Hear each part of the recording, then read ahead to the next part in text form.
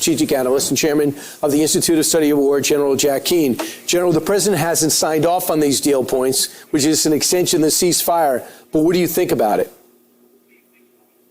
Yeah, well, let's first of all, I think when you look at it, we've got to remind ourselves, who are the Iranians here?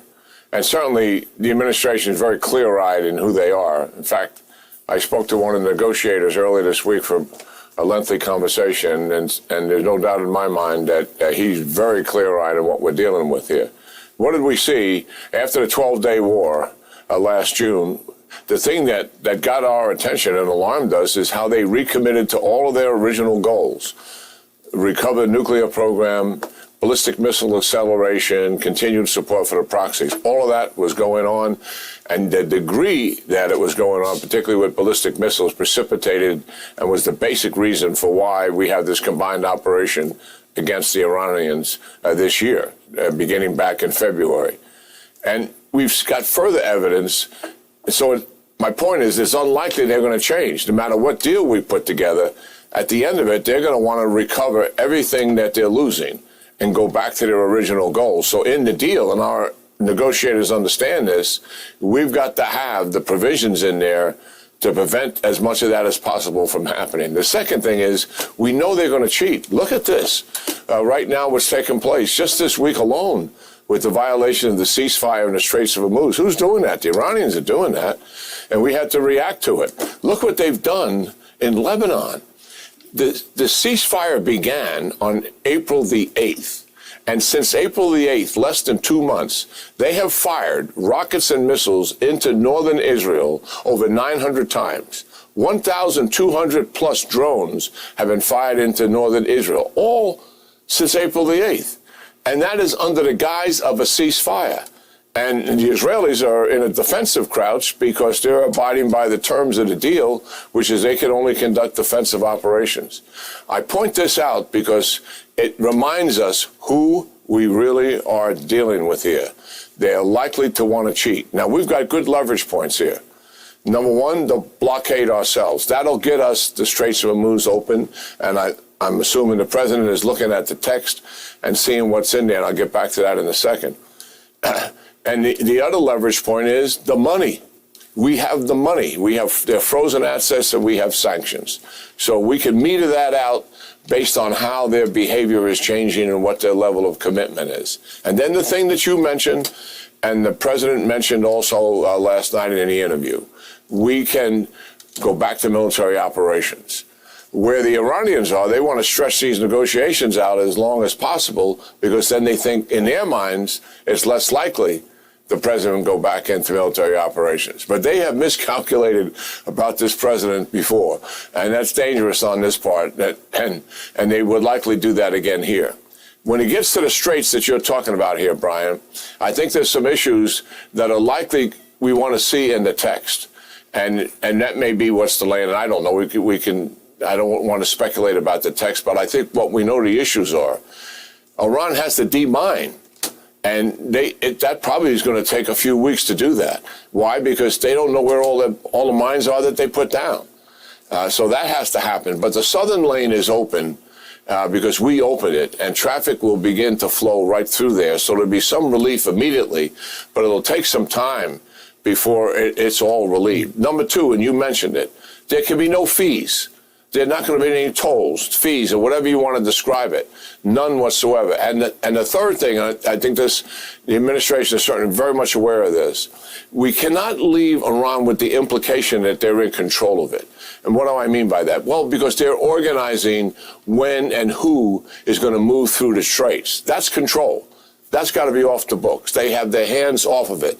This is international waters, freedom of navigation. They don't have a say in any of it. Then there's the nuclear enrichment. We want all of it out of there regardless of the percentage. That's a fact. And that's got to happen, and that's the president's main objective for sure. And that's the reality of it. And certainly there are other things that are going to take place here, and the money is going to be an issue for sure. Iran's going to want money up front because of goodwill, and we're going to say no. We want to see what your behavior is like, and we're going to meter the money to you.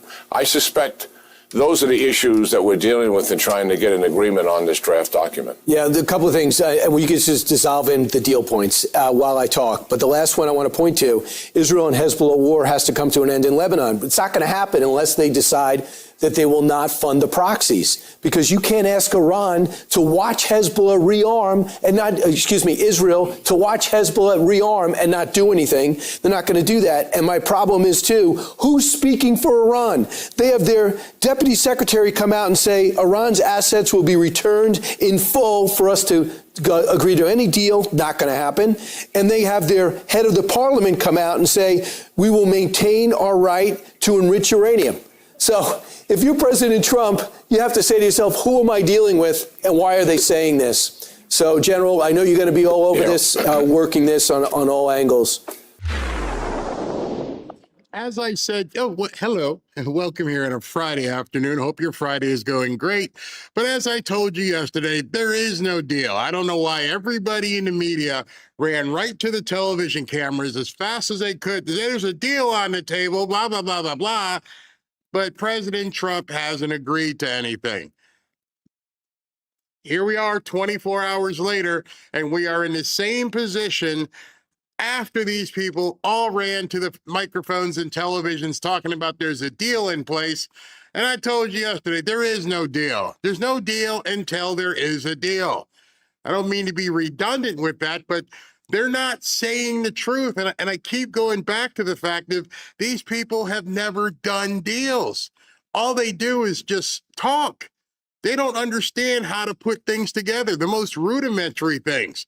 They've probably never done any business. Have you ever looked at the LinkedIn pages of some of these reporters? Shocking. But they have no clue. There is so much, as you're seeing, that has to go into this. And then the first and foremost question, as Brian asked, who are we even talking to? Who is the person that's deciding for Iran? It ain't the mullahs. They don't want to do anything. They want to kill America.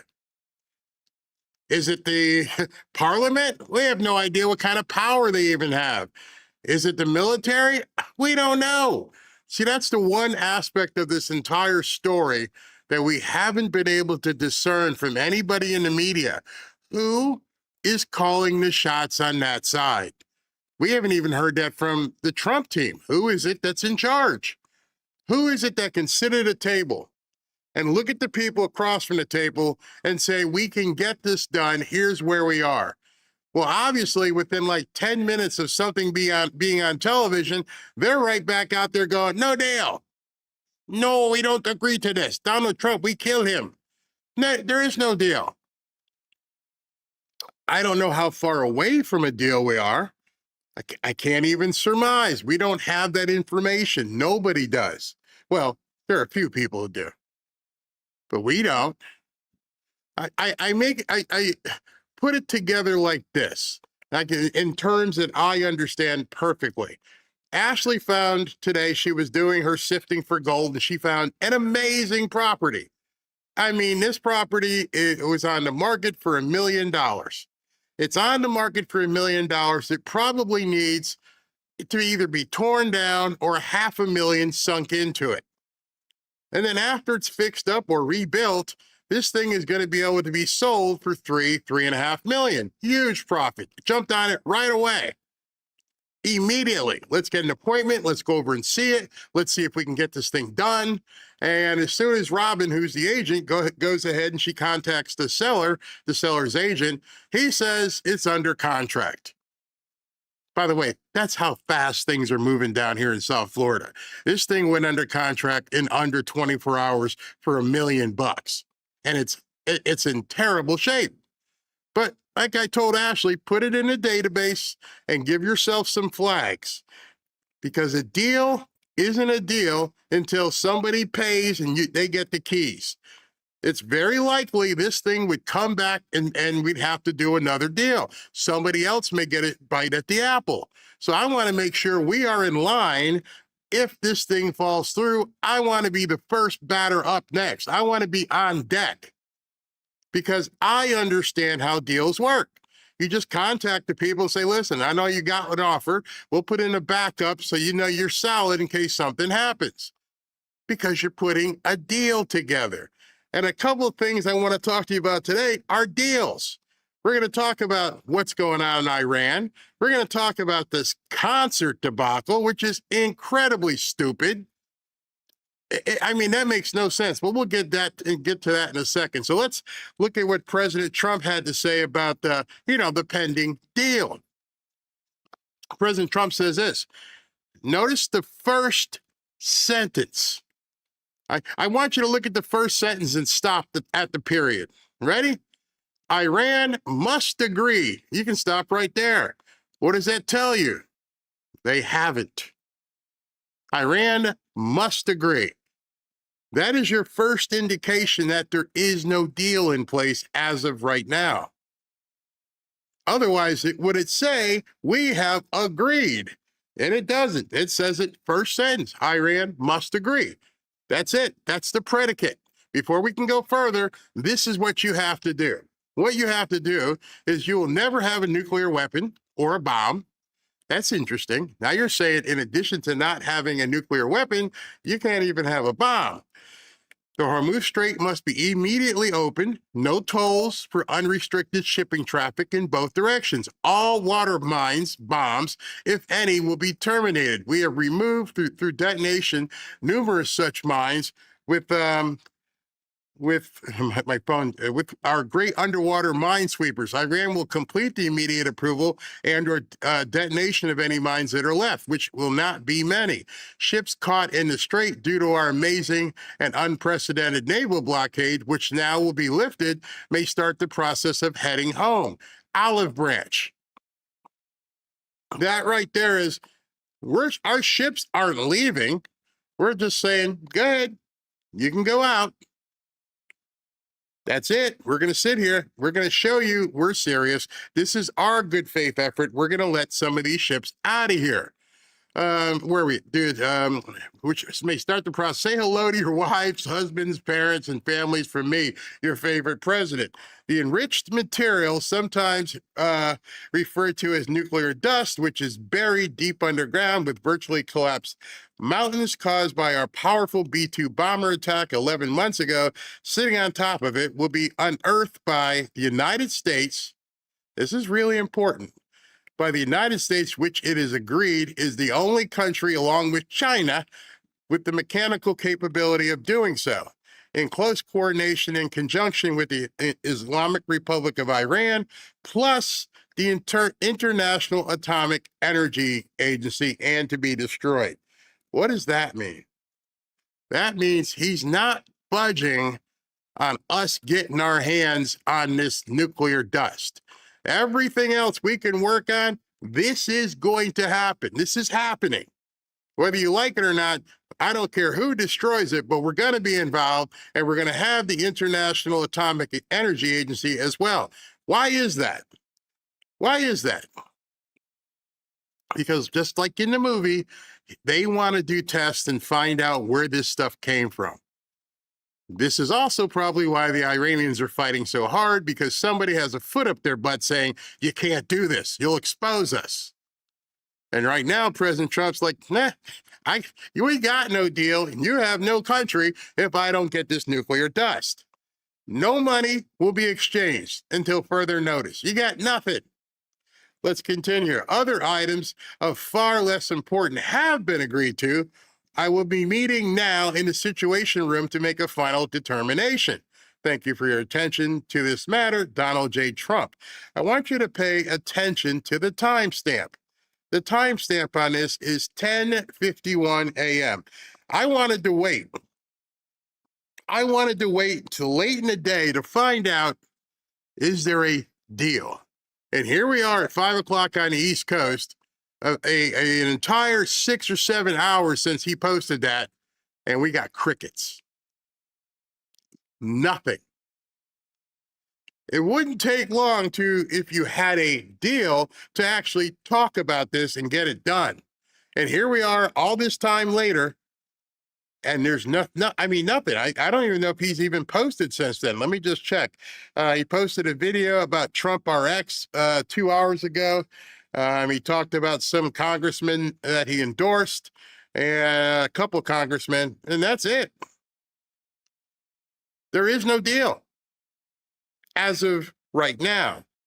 And there's likely not going to be any deal until such things happen. So what's going to happen if there's no deal? Which is probably why they're meeting so long. Let me continue with this, and I will show you more about what probably may happen. Gathered with his staff and support to figure out the next steps here. He calls it time for a final determination on whether or not we will see an extension, a 60-day extension to the ceasefire in the war with Iran. And in that time, here's what he wants to see. This is what he has put out on his Truth Social.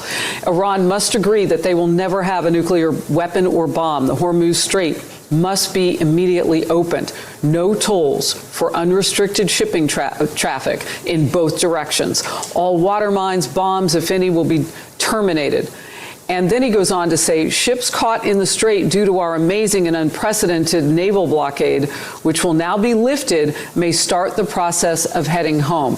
We are awaiting word from the president right now about what happens next. And we'll continue to put more of his posts there on the screen. I want to really stick. Yeah, so we've all been waiting. This was at 11:30, right after he posted it. Everybody's like, well, what's the final determination? This is one of those instances where no news is not good news. No news means stuff's happening. Maybe they're still talking. Maybe they're trying to figure it out. Or maybe they're putting a battle plan together and figuring out how they're going to execute this weekend. Don't know. Notice you're not getting any leaks. Notice you don't see many people running to the podiums going, we had a deal. Now they realize they have egg all over their face. Even after Scott Bessent told them yesterday, oh, well, my sources tell me we have a deal. You need new sources, honey. I don't care what you guys think. I know that I talked to the guy whose office is down the hall, and he's like, we ain't doing a deal right now. And those idiot reporters kept trying to say, well, we heard. Hey, who'd you hear it from? You really need better sources. On one point with my next guest. The president says the enriched material, so this is really the first time that we know of that Iran has potentially been looking at something that they would consider that has their nukes in it. So the enriched material, sometimes referred to as nuclear dust specifically, which is buried deep underground with virtually collapsed mountains caused by our powerful B-2 bomber attack 11 months ago, still sitting on top of it. That nuclear dust will be unearthed by the United States. Are we any closer to a deal? And the movement into the Situation Room rather than the Oval Office, do we understand anything about that? Yes, Harris, we are closer. And the Situation Room part of this is most likely because they told us at 11 o'clock he was going to be receiving the presidential daily brief, his intelligence briefing. And so they don't usually tell us exactly where that is happening, but he's able to talk to different people on secure feeds in the Situation Room that he is not able to communicate with from the Oval Office, or at least it's easier to do it from the Situation Room. And because he told us he's going down there, we can tell once he's made his way underground, once there is a Marine sentry outside the West Wing. There isn't one yet, but something else really significant from this Truth Social post. We heard him at the cabinet meeting 2 days ago say that he is not comfortable with China or Russia going into Iran to take the enriched uranium, what he calls nuclear dust, out. Now he is saying that the United States and China are actually the only countries with the ability to do that, but that it is going to be taken out by the United States in close coordination, he says, with the Islamic Republic of Iran, plus the International Atomic Energy. Wait a minute. Why are you even talking about China? Peter, we all read the same thing. We all can see what he said. He didn't say China would be involved. He says it is agreed that the only country along with China has the capacity, the capability of doing it. Why did you interject like he was getting China involved? That's not what he said at all. That was complete misrepresentation. President Trump, as you can see, did not say that he would be working with China. In his own words, it says right there, it will be unearthed by the United States, which it is agreed is the only country along with China with the mechanical capability of doing so. All he said was, We're the only ones besides China who could do it. It does not say, I'm giving Xi Jinping a call and we're going to knock this out together. You can see it right there. In close coordination and conjunction with the Islamic Republic of Iran, plus the International Atomic Energy Agency. It didn't say anything about, well, he gave a clue that, China might be involved. No, he didn't. These people just say stuff. I don't get it. Agency. Those are specifics that we did not have before that make it sound like that part has been negotiated. And that's a big deal because... Did you hear what he just said? He goes, it looks like it's been negotiated. No, it doesn't. Those are his benchmarks. We need this before we do anything. It doesn't sound like read it yourself. Read it yourself. Does it sound like they've already made an agreement on what's going on with the dust? No, not whatsoever. Sometimes when these people are doing these hits, I'm wondering if they're taking the time to actually read the words that the man says and think about it and then say, now let me, tell you, even though people can read for themselves. I'm like, it doesn't say that there's already an agreement. It doesn't even imply that there might be an agreement. They completely make stuff up. So far, we've just been talking about getting to a 60-day extension of the ceasefire from where they can start to negotiate the finer points of the nuclear program. No, hold on. There's something else. There's something else. They've been hearing that on the news lately. So let's go back to what President Trump said. In this entire post, which is pretty long, do you see anything that says I'm looking to give somebody a 60-day extension? I don't see it. I don't see anything in here that says we're going to give him a 60-day extension. You can go back on True Social and look many of his posts. It doesn't say anything about a 60-day extension. I don't know who these people are talking to, and we know if Fox is lying, then you damn well know CNN and MSN Now, whatever it's called, they're all lying. It seems as though the only thing you can trust at this point is wait until he says something, until it comes out of his mouth in an interview or if he posts something. Other than that, you're learning, hopefully, these people all just make suppositions. They don't have a clue. Is there a line that they would cross for you to go on the offensive again militarily? Well, All right. So this interview is with his daughter-in-law, Lara Trump, and it's on her show. It's going to air Saturday night at 9 p.m. I will show it in its entirety on Sunday. And her question, as you just heard, is there a line in the sand? Is there a point at this point where you're done listening to these mullahs? Even though you're saying all this stuff, is there a point where, I've had enough and, we might have to just do what we need to do? So let's listen to this. Only like 20 seconds. Nuclear program. Is there a line that they would cross for you to go on the offensive again militarily? Well, a deal that wasn't going to be good for us is the line, ultimately, because, I'm playing it out and we're going to see, and that's what I do. I negotiate, they negotiate. They're very good negotiators. They're crafty. But in the end, we have all the cards. No, there is. If it's not good for me, we're not doing the deal. Just like any business person anywhere. Yeah, I see what you're offering, but I don't want to pay that. I don't want to do that. I'm walking away. I have all the cards. In real estate, you want to be the one at the table with the money, and the people across from you are the people you want to need the money. You want my money. Well, here's what you're going to have to do to get it. And he's pretty much telling everybody, if the deal isn't to my liking, it's not going to be accepted. It's not going to happen. He said it right there. And this clip has been everywhere. So I don't know what people are talking about. Oh, look, a deal is likely. It might happen. Who knows? No. Here are my terms. You know what the terms are. Every single one of you watching right now, you know what the terms are. You can recite them. Do it with me. We want the nuclear dust. We want the mines removed. No tolls. That's my basis point. All the other stuff, I don't know. You want to have some falafels? We'll bring you a big tray of falafels. Okay, you can have some of that. You need some goats? We'll pitch in some goats. You want to meet 72? Yeah, well, never mind. That could be arranged as well. Those are my terms. And if you stick to your terms and you sit back, now you know what my terms are, and I either have the choice of walking away or blowing your asses up. There we go. I don't need to do this. I don't need to rush.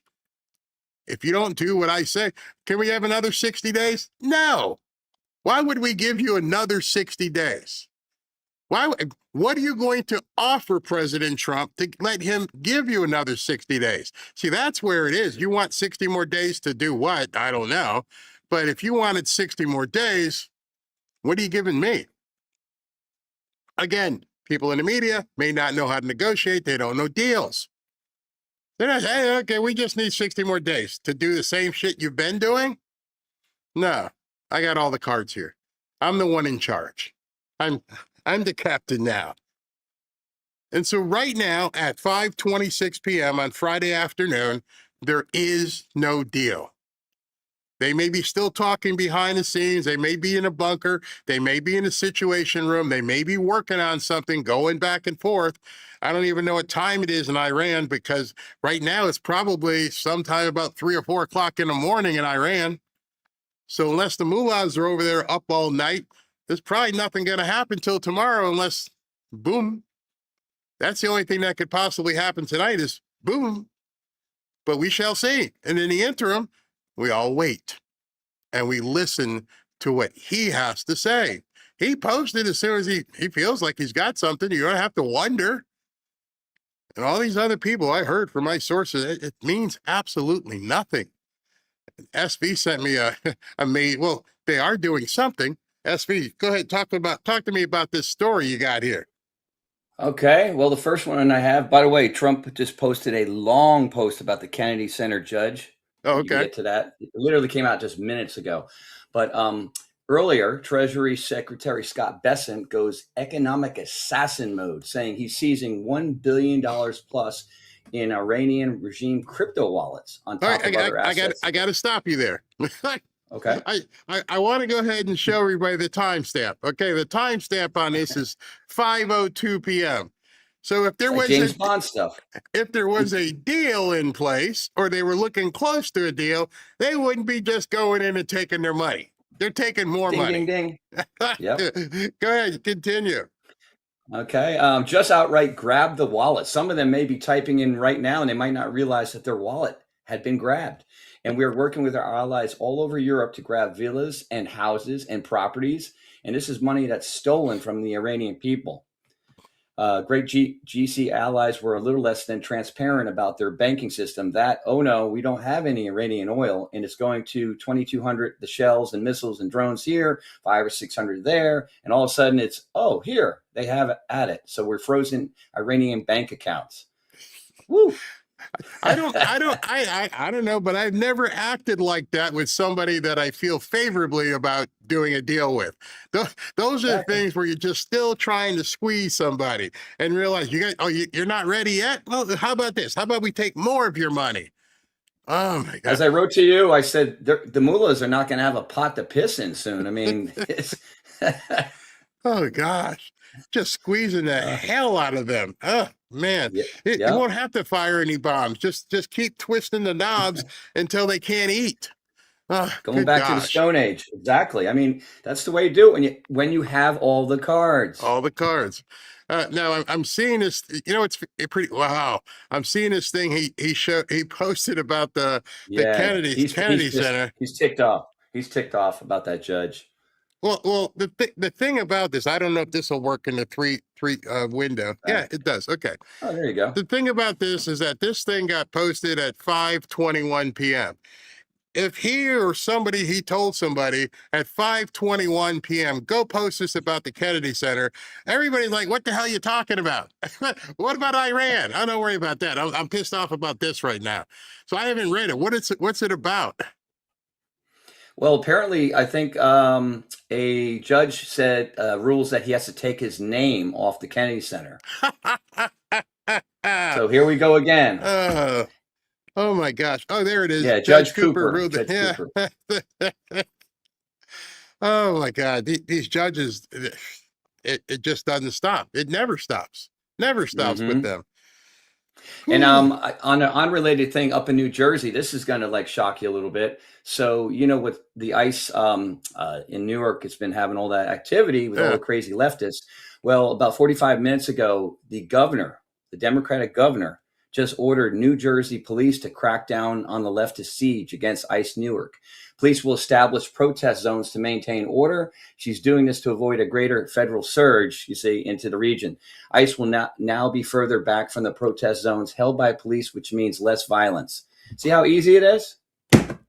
But now they're going to fight. They'll fight the cops. I mean, they don't want to see. They don't want to see the National Guard and everything show up. So she got squeezed a little bit too. At this point, you want to see how tough you are. Here's what's going to happen. If you don't get these nut jobs out of here, we're going to send in the forces to take care of it, which is fine with me. They should do that anyway.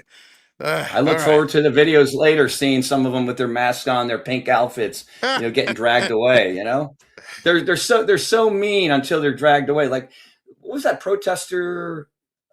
Was it yesterday where he was threatening the ICE, saying, "We're going to unalive your wife, your kids"? That was what a moron. They're going after him. Todd Blanchett said, "Yeah, we're going to arrest him. So hide, do whatever you need to do, but hide because we're coming for you." Good for you. Yeah. Right. You got any pickleball happening this weekend? No. I'm gonna probably hit the pool. The pool's open. The weather's nice. I got to cut my lawn tomorrow. I don't have a lawn service. I like doing it myself, actually. But yeah, not down here. It's 100 degrees in the sun. Yeah. Well, I played today for like 4 hours, and then I biked for 10 miles. So I'm staying active, enjoying the sun and fun. See, prosperity, have fun, enjoy life. Oh boy. All right. Commercial break. Commercial break coming up. Thank you. If you're over 45 and you've noticed your ankles swelling at the end of the day, or there's puffiness in your face when you look in the mirror, or just have a heavy, sluggish feeling no matter how well you eat, well, listen up. It's not your age, and it's not your fault. Doctors call it lymphatic congestion. And here's what most people don't know. Unlike your blood, your lymphatic system has no pump. There's no heart pushing it along. It only moves when you move, through muscle contraction and deep breathing. So between sitting all day, dehydration, processed food, and the natural slowdown that kicks in after 45, it's no wonder things back up. And when they do, you get swelling, you get puffiness, you get brain fog, and stubborn weight that just won't come off. So I started digging in, and I found a formula that works. Lymph MD from Nation Health MD. Lisa King, a licensed pharmacist, formulated it with 9 natural botanicals: dandelion root, burdock, turmeric, bromelain. These are the same ingredients herbalists have trusted for generations to get things moving again. If you try it, you'll notice changes in about 2 weeks. Your rings will start fitting comfortably again. Socks won't leave imprints. That heavy feeling in your legs will dissipate, and you'll likely feel a clean, steady energy that you haven't felt in years, with no jitters and no crash. Lymph MD is only available at nationhealthmd.com. And every bottle comes with a 365-day money-back guarantee. 365 days. For those of you checking your calendar, that's a full year to try it risk-free. My viewers here at the Fanfare family can get it 35% off with code BARRYGIFT for a short time. The link is also in the description below. Trust me, your body will thank you. One man is being victimized by our own government. One man whom they fear, yet who millions love. One man who is willing to take the poison arrows of lawfare. One man whose voice has been taken away by a corrupt judge operating in a corrupt system. One man who has been ridiculed and insulted. One man who refused to back down. One man who refused to back down. One man who refused to back down. One man who stands between us and them. One man that wants to see America protected again. One man who wants to see America prosper again. One man who understands that a man is a man and a woman is a woman. One man who understands and protects the blessing of life. One man who wants to restore American exceptionalism. One man who once again wants to make America that shining city on a hill for all to see. A place where all the people of the world glowingly set their eyes upon. America. One man who unashamedly wants to make America great again. That one man is Donald Trump.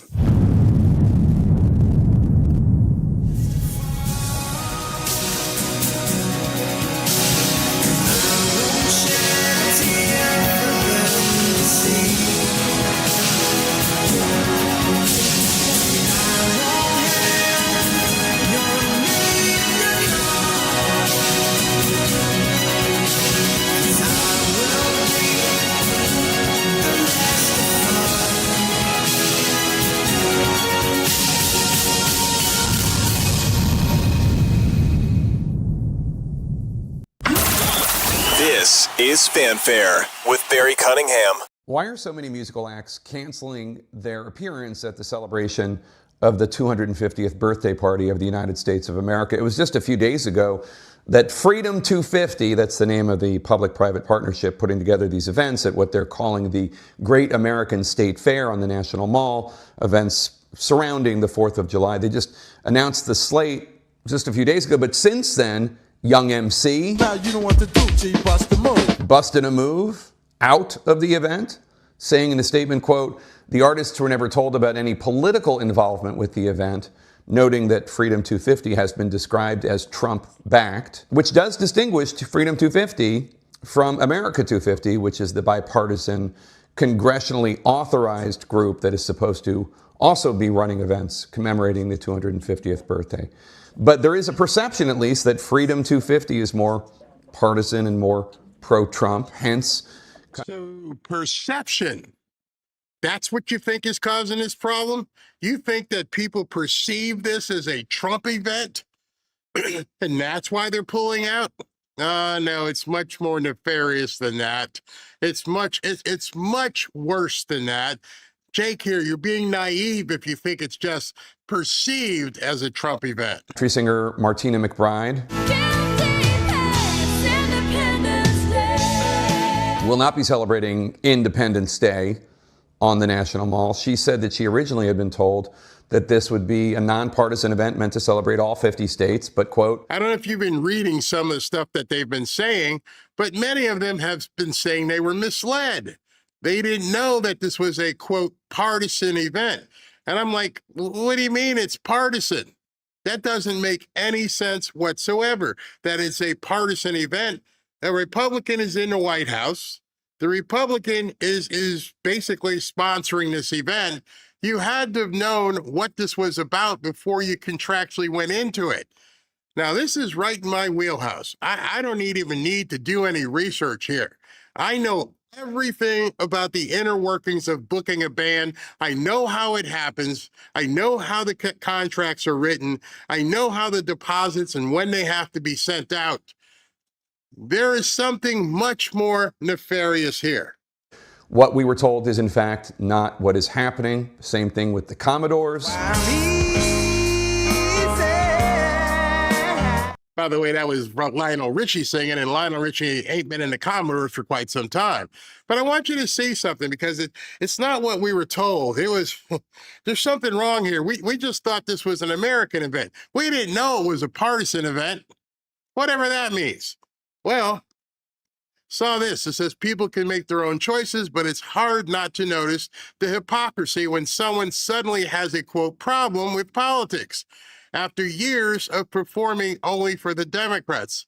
Either way, America will survive just fine without Martina McBride at the party. I want to look at her past performances here. These light bulbs might start going off. She performed for Barack Obama. She performed for Hillary Clinton. She performed for Joe Biden. She performed at the DNC. She has performed at Democrat fundraisers. It's not a nonpartisan problem. My estimation, either somebody tanked this on purpose or they know what the hell they were doing, or both. This didn't happen in a vacuum. There's no way a committee sat down and said, you know what, let's go ahead and book some acts. Well, who do you think? Well, I think this person, that person. I think Martina McBride. Oh, you mean the person who's played at all the Democrat events? Let's go ahead and book her. That's going to be fantastic. Said nobody. I believe the fix was in at the beginning. I'm going to tell you why. I've got a little bit of an idea. Whether or not it was an easy decision, they too are hitting the exits. Brett Michaels, Morris Day in the Time. More of the groups announced the other day are not performing anymore than still are, though Vanilla Ice says he will be there, presumably rocking the mic like a vandal, lighting up the stage, wax a chomp like a candle. Dude, stop. Just stop. Just stop what you're saying. Oh my gosh. Old enough to remember America's 200th birthday in 1976, and that was a time that it did seem, I mean, I was young, I was 7, but it did seem like the country came together to celebrate and put aside the differences. Frankly, a lot of Americans think that President Trump is governing in a very partisan way and focusing on himself, not the country as a whole. Hence that $250 bill being proposed with his face on it. The more these celebrations can be nonpartisan, bipartisan, the more then people can come together. And that unity is tough to come by these days. Girl, you know it's true. Girl, you know it's true. No, it's not true. I think this was a setup at the jump. I think they purposely did this to try and make President Trump look bad. I also think there's another reason why they allowed it to happen. A couple of days ago, I posted something because as soon as I heard about it, I posted this. I'm like, y'all do realize this was the plan all along. Not that I know, but I have an idea that when whoever presented this to President Trump and his committee and his team, at some point, President Trump said, these guys are going to show up? They hate me. Why would they show up? And I think somebody said, here's why. Let's book all these people. And when they pull out, when they cancel, we can say, we tried to make it nonpartisan. We were going to have some people who like Obama and Biden. We were going to have some black artists. Notice they all have always said in every single release, more artists to come. They've held back announcing some of the other artists. And so as some of these other artists get named, how much you want to bet they are mainstream, possibly country, and probably white? Which I have no problem with. You guys showed your ass. Y'all got out there and said, no, we're not doing it. So now you can't, if he had done that at the jump, if he had said, here's our list of performers, people would have been like, oh, there's no black people in there. No, we can't have that. We're going to protest. Now, y'all all backed out. You give me no choice but to call Jason Aldean. You giving me no choice but to call George Strait. You're giving me no choice but to call some of these other people. Morgan Wallen. You give me no choice. Nobody wants to perform from your side. You've decided to make it partisan. Not me. I was willing to have anybody on stage, black, white, old, young, and you decided to pull the plug. You thought you're being cute. Now watch what happens. That's why I posted this. Now watch what happens. I'm hoping Ashley is trying to confirm it for Tuesday or Wednesday, but I'm hoping to have Ted Nugent back on the show. And I'm going to ask him the questions that you guys are going to want to hear. Hey, man, would you go play? Yup. Do you know some other artists that would go play? Yup. Are you worried about your life being threatened? Not at all. I'm Uncle Ted. They want to come onto my farm. They got something to worry about. There are going to be a whole lot of artists that are now going to say, we'll play. And there's no threatening and life threatening and all this other crap that they're doing. Here, let me give you some further information about this as well. Let me see if that was SV texting me about something. Hold on. All right, so yeah, he's got some breaking news. We'll get to that in a second. This was posted by the Data Republican. And she wrote, America 250 was originally going to be run by NGOs with an explicit left-leaning agenda to promote global multilateral democracy as demonstrated by, whose handle is this? SK Double Dub. Trump rooted out most of the nonsense. I suspect what we're seeing is a revenge tour by the original NGOs who are painting the current celebration as partisan.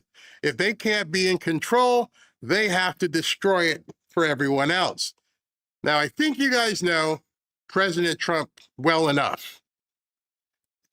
You decided to try and do this. You decided to try and hit him. Now watch what happens when he hits back. It is not going to be anything these people like. Now, I had posted this video, excuse me, on my profile. I can't put it on YouTube. This is the lead singer for CNC Music Factory way back in the day. And he goes on literally a 7-minute diatribe. In his 7-minute diatribe, he goes through this and he says, F Trump, F you, F this person, none of you darker skinned people are going to cancel me. I'm going to show you, F you. I mean, it's crazy. And I'm thinking to myself, what? Maybe we should cancel him. Maybe they should say, we need to get out of your contract. Because as he talks in this 7-minute rant, he's telling you basically the one thing that you, after all the F-bombs and MF bombs, is that nobody is going to tell me what to do. I am my own person. I don't like Trump. I don't like anything he's doing. I feel like he's hurt black people. But because you guys decided to come after me, I'm not leaving. I'm not going to pull out. Deal with it. And I mean, it's literally every 5 seconds, F this, F that. So if you don't like it, don't listen. Now, I also saw another problem with this entire thing, which I want to bring to your attention. Listen to this woman who is the spokesperson for the event. Joining us now is Julia Friedman. She's a spokesperson for Freedom 250. Thank you so much for speaking with us this morning, Julia. I guess let's start with some of these artists and what they had to say about the Great American State Fair. Brett Michaels posted just a few hours ago about pulling out of the show. He said, unfortunately, what was presented to us as a celebration of our country has evolved into something much more divisive than what I agreed to be a part of. He's also concerned about safety for his fans and the band, the crew. Martina McBride also writing on social media that she won't be performing. She said, I was presented with an opportunity to perform at a nonpartisan event, but that turned out to be misleading. What is your reaction to these artists dropping out? Okay, so before she answers, let me just give you a little background on what goes on behind the scenes. Most of these artists really don't have record company or record labels backing them, but record labels influence where you're going to play. Radio stations, Sirius, can influence where you're going to play. Your management can influence where you're going to play. Your booking agent, likely based in either Nashville or Beverly Hills, Los Angeles, they can influence where you're going to play. The band members can influence where you're going to play. The family can influence where you're going to play. So you're Bret Michaels, you're Martina McBride. Despite how you personally feel, all these people are fielding calls. They're like, hey man, you're playing that event? I can't believe you're playing that event. Those are the normal calls you get. Then now you get the people who dox you and say, if you play there, I'm going to blow up your house. I'm going to burn down your car. I'll burn up your car. I'm going to kill your wife and your kids. And so at that point, somebody like Bret Michaels just goes, I don't need this. See, that's the other part of this. These people have already made their money. They don't need the hassle. They just, hey, we're not going to touch this. Because they're getting so much flack from so many different people that they're not strong enough to say what they really feel. It's disgusting how the music business works, but that's how it works. Millie, without the vanilla, because one of them's dead, didn't even know they were still around. I don't know how they couldn't sing when they were together. So I don't know how they sing when they're apart. They say they can't play this event because it's too divisive. To who?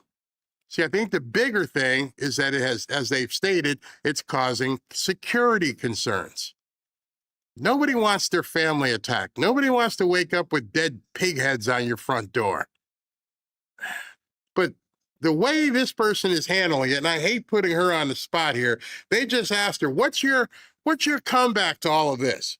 Well, for the viewers that do not know, from June 25th through July 10th will be the Great American State Fair on the National Mall. And right in the middle there is July 4th, which is our nation's 250th birthday, which is a huge celebration of our country, our founding, and all of the values that underlie our country: faith, freedom, family. This will be a massive celebration. All are welcome. It is free and open to the public. It is inherently non-political. It is a celebration of our country. We've been working hand in glove with the U.S. Secret Service, the National Park Service, the D.C. Mayor's Office, the National Park Police, local law enforcement agencies to make sure that fans and citizens alike, we're expecting a massive turnout. People from Did she answer the question?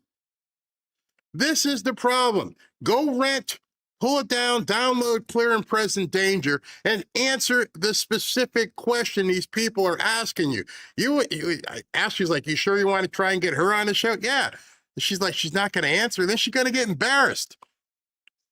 She's going to get embarrassed here. Hey, listen, we asked you a question. We already know what the event is. Why are you dancing around? From all over the country, even some people internationally have told us and let us know and signed up online to let us know that they are coming.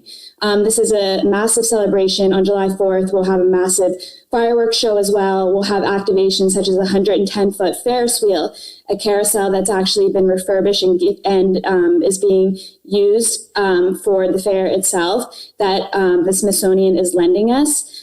So it's going to be family fun. It's going to have fanfare. We're going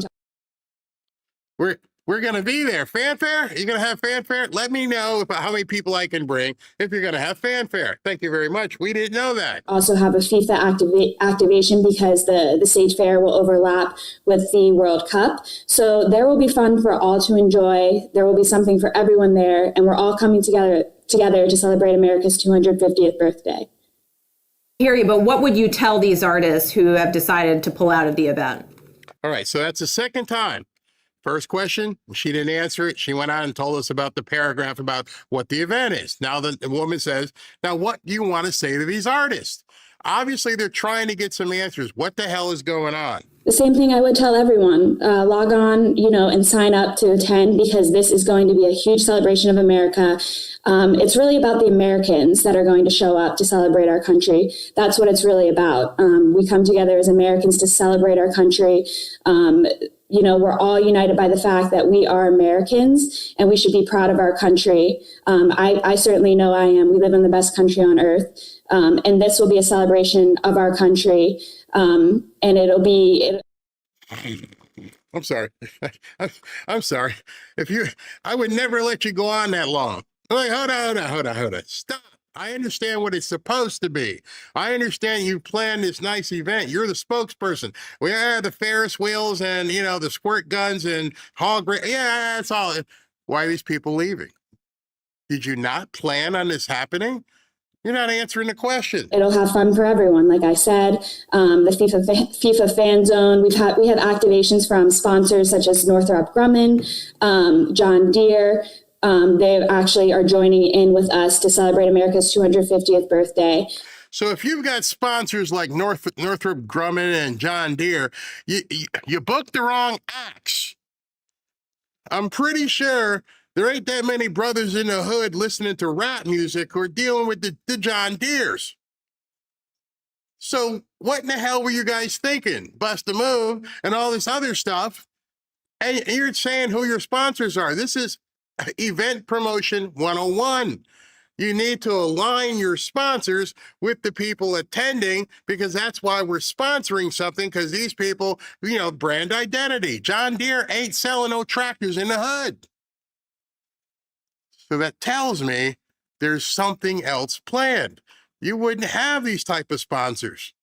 You wouldn't have them. You would have had Hennessy or something. So there will be activations, fun for kids, for adults, for families alike. So we'll try this one more time. How was it? When somebody asks you, okay, let's try this one more time. At that point, you're cornered. He's letting his audience know this woman ain't telling us anything. So let's try this. Let's try this one more time. This event sold to these artists, because you now have multiple artists saying we were misled about what this event was, misled about this event being nonpartisan. So if you can't answer the question, where is the disconnect here? So I can't speak to negotiations that were made for performers. Then you're the wrong person to be interviewing. I need your boss. If you can't speak to the negotiations, that's the news. The news is, what the hell were these people told? Well, who picked them? Why did you pick them? How did you think there'd be any appeal? Why do you think people would want to come out and hear this guy sing Bust a Move? How did you come up with this idea? I don't know. I wasn't involved. Then you can exit stage right. I don't need to have somebody out here tell me that the Ferris wheel is going to be 100 feet high. I don't care. Your interview is about the bands. So the question who booked the bands? Did you hire an agency? Did you go through a middleman? Did you go direct? Who booked these bands? When did you book them? Did they not know that President Trump was president? Did they not know that there's going to be a giant octagon out there? How come today they all realize, we don't want to do it now? There's some fishy here. When they accepted those contracts, every single one of them knew they were playing at the White House. They know Trump is the president. They already know what he's done with immigration. They already know and have an idea how they feel about how he has treated black people. They already knew. When they're getting offers and the agent's fielding offers, hey, Martina, we've got this offer for you to play at the White House. What the hell did you think was going to happen? Biden was going to come back and shake some hands, or Kamala was going to get out there? When you heard that the White House was inviting you to do a concert the day you signed the contract, you knew it was for Trump. It didn't turn partisan. We're MAGA. We're not backing away from it. We're not ashamed of it. We're going to wave the American flag. We're going to have fireworks. You knew when you took the gig. I know this for sure, because every time I had to book a band, I had to tell them where. I had to tell them the date. I had to tell them the other artists that would be on the bill. I would have to give them the name of the event. I'd have to give them called the creative. What do your ads look like? How do you want to promote it? And so they got all this information. This is all BS to the public. And so they said, okay, Martina, someone in her organization said she'll be there, her butt will be there, and she'll be singing on this date. It's already booked at the White House. There was no secret here. It doesn't work that way. They would have told you when you put the offer in, she's not interested. Or as they say in the business, she passes. She passed on your offer. So is it about the threats? Or is it about the threats coming from people who are against the celebration, anti-Americans, communists? And what part of Freedom 250 or American 250 is divisive? She sang a song about Independence Day.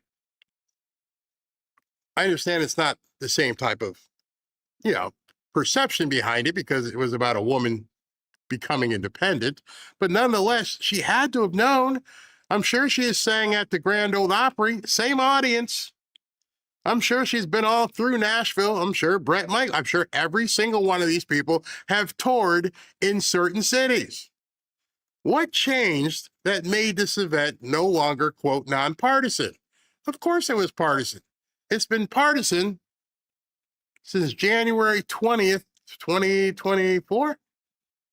He's been in the White House for over a year. How did it all of a sudden become partisan? No one's talking about that. See, I'd like to know because none of this is about politics. Every single person right now, everywhere in the country knows that Trump is the president. There's no surprise there. What changed? If it wasn't already planned to blow it up, then who said, all right, now everybody blow it up? I remember people who hated President Ford, President Nixon, President Biden. They still showed up to celebrate events. They didn't boycott due to the person in the Oval Office being partisan. The celebration, the event itself is bigger than any one president, especially this one. This is a 250th anniversary. I don't even know what it's called, quintennial, I don't know. Freedom 250 should be exactly the same as the centennial and the bicentennial. No politics, no partisanship. Get your butt up on stage and sing. We're not asking you to be Bruce Springsteen. We're not asking you to get on stage and trash him. Just sing your damn music. So what's really going on here? What I can say is we're selling it the same way to every single person in this country. This is a celebration of America, 250 years, glorious years. It's inherently non-political. We're coming together to celebrate our country. We live in the best country on earth, and we're putting on a huge birthday party because America deserves it. And it is free and open to the public, and everyone is invited. So she's just repeating the line. Say the line, say it again, keep saying the same stuff over and over. And it's embarrassing. They should have put somebody better prepared because now she can't go anywhere. Because if she even came on our show, I'm going to have to ask some harder questions than this. I'm like, hey, Julie, yeah, I booked thousands of bands. I've presented many, many dozens of festivals. Who booked the bands? You guys have all heard the story about Van Halen, probably. And it's absolutely true. On their writer, a band's writer might be sometimes 20 or 30 pages long, depending on who the band is. And that writer says, on Monday, I want tuna salad. On Tuesday, I want fried chicken. On Wednesday, I want, pepperoni pizza. And I want 6 cases of Diet Coke, and I want 4 cases of Gatorade. It's amazing what you have to do to bring in their trays of food and fruit trays. Robin used to handle all that. Like, I can't take this. I can't take it. There's 12 guys here. There's 5 in the band and there's 10 stagehands. What's all this food? Then we figured out what they were doing is they were stocking the bus. They would just take the stuff out the dressing room at the end of the night and put it back on the bus. But you did it. Well, David Lee Roth, as much of a kook as he still is, they had a rule and said they wanted 10,000 M&Ms in a bowl, but no brown ones. So somebody had to go in and pick out all the brown, and you had to do it because at that point it would invalidate the contract. But they were just doing stuff just to mess with people. Some people said it was an old wives' tale, but they used to just mess with people because it has a writer. She doesn't know any of this. What was in their thing that said that they can't play at a Trump event, even though they know since January 2024, he's the president? So how did it turn partisan? It's always been partisan. It's partisan on their side. The nut jobs decide they want to attack people. Now, I'm hoping that he comes out, well, I'll tell you that in a second. Freedom 250's CEO, Kevin Cratch, who was appointed by President Trump, has said that your public-private partnership is an opportunity to execute the president's vision. Just going back to these claims from these artists about being misled about the event being nonpartisan, what is your response? Is it, you say it's not political, but there is a partisan element to it, is there not? No. No, it's about America. That is a drop dead easy question to ask. Answer. It is kind of partisan. No, it's about America. And then, maybe that's the partisanship they don't like. Maybe they don't like the fact that we're promoting America. But I'd have to make somebody say that, because right now, all the statements that they've made, I don't see anybody sticking a microphone in Martina McBride's face or Brett Michaels. What exactly was partisan? So they asked her. She's got an opportunity. I don't think there's anything partisan about America being around for 250 years. Think about the founding of our country. We have a history, obviously, but we have a president that wants to celebrate 250 years of America. And that's exactly what we're doing. And that's how it was sold to performers. We'll have military bands, military ensembles as well. We will have representatives from every state and territory in the United States to come and represent their culture, what makes their state and territory unique. So it's sold the same way to everyone, that we're celebrating America's 250th birthday. We'll have military bands, orchestras, talented performers. We will be announcing more in the coming weeks and days. Now there was some news. We will be announcing additional artists in the coming days and weeks. Watch to see who those are. And we will have something for everyone there. And we should point out, Vanilla Ice says he is still going to perform. A member of Milli Vanilli is going to be performing solo as well. And as Julia mentioned, more artists could ultimately sign up before the big fair. Julia, we appreciate your time this morning. Thank you very much. All right. So she didn't say much. I posted this on X, and I meant this. I said, I bet John Rich and Kid Rock could put together a Freedom 250 concert that would make libtard heads spin. I followed it up by saying, can you imagine if Skinner, Morgan Wallen, Jason Aldean, and maybe a little bit of Uncle Ted and a dash of Bocephus played? Oh, libtards would go insane. Absolutely. Bocephus alone, Bocephus meaning Hank Williams Jr. Imagine him coming out. Country Boy Will Survive. Oh, I'd like to spit some beach nut in that dude's eye. Oh, they would go nuts. That's what needs to happen.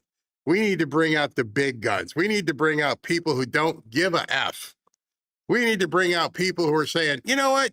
I don't care about these idiot libtards. Let's go with a complete concert with people that the people want to see and who are willing to celebrate America. And I don't care if it's partisan, because Democrats live in America too, unless they don't want to live here anymore. But that woman didn't help the cause. John Rich, like I said, we're going to try to talk to Ted Nugent next week and see if these guys, Creed would be freaking awesome. We got options.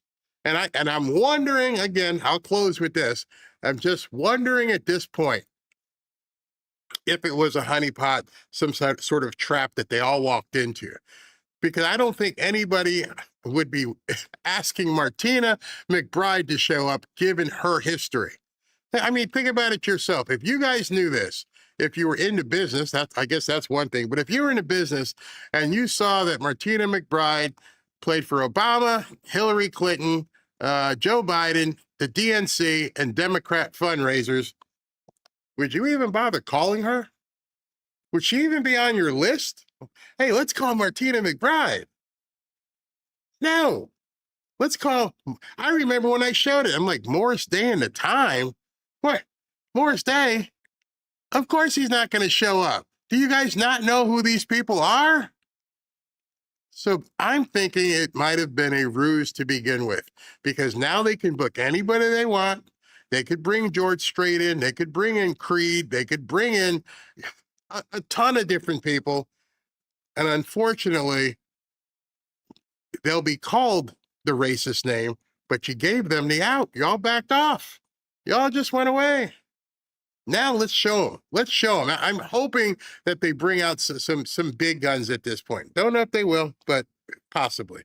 SB, you got a bunch of stuff here, huh? Yeah, I do have a couple things. I mean, she said that about, I counted over 100. I gave up. Anyway, breaking, it's official. This is winning news. Governor Landry has just signed the 5R1D congressional map for the 2026 midterms, putting it fully into effect. So another win. We're going to win so much, you may even get tired of winning. And you'll say, please, please, it's too much winning. We can't take it anymore. Mr. President, it's too much. And I'll say, no, it isn't. We have to keep winning. We have to win more. We're going to win more. You know, at this point, I just want him to run up the score. You know, there's some games and stuff that you watch on television. You're like, you're at the 5-yard line. I know you want to call it a day. You're up by 20 points. Push it in. Go for it. Get another touchdown. Yes. Just keep doing right. it. No participation medals. Let's go for the jugular. Okay, so this is what? This is a 6. Wow. So it's 6 Republicans, 0 Democrats now. Well, no, I think that's what they're going to. They're 5R1D, but they can try to go for 6R. Wow! Yeah, and he's been busy on Truth. He put out a couple of endorsements, but yeah, what were you going to say? I keep looking at this stuff, wondering how are they supposed to win?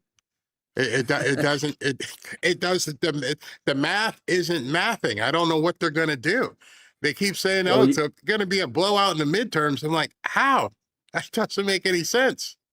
Well, since he was what 117-0, now with this endorsement, if they have any kind of betting, I'm putting my money all in. He just endorsed Lieutenant Governor Pamela Yvette for governor of South Carolina. She plans to eliminate the income tax and slash property taxes.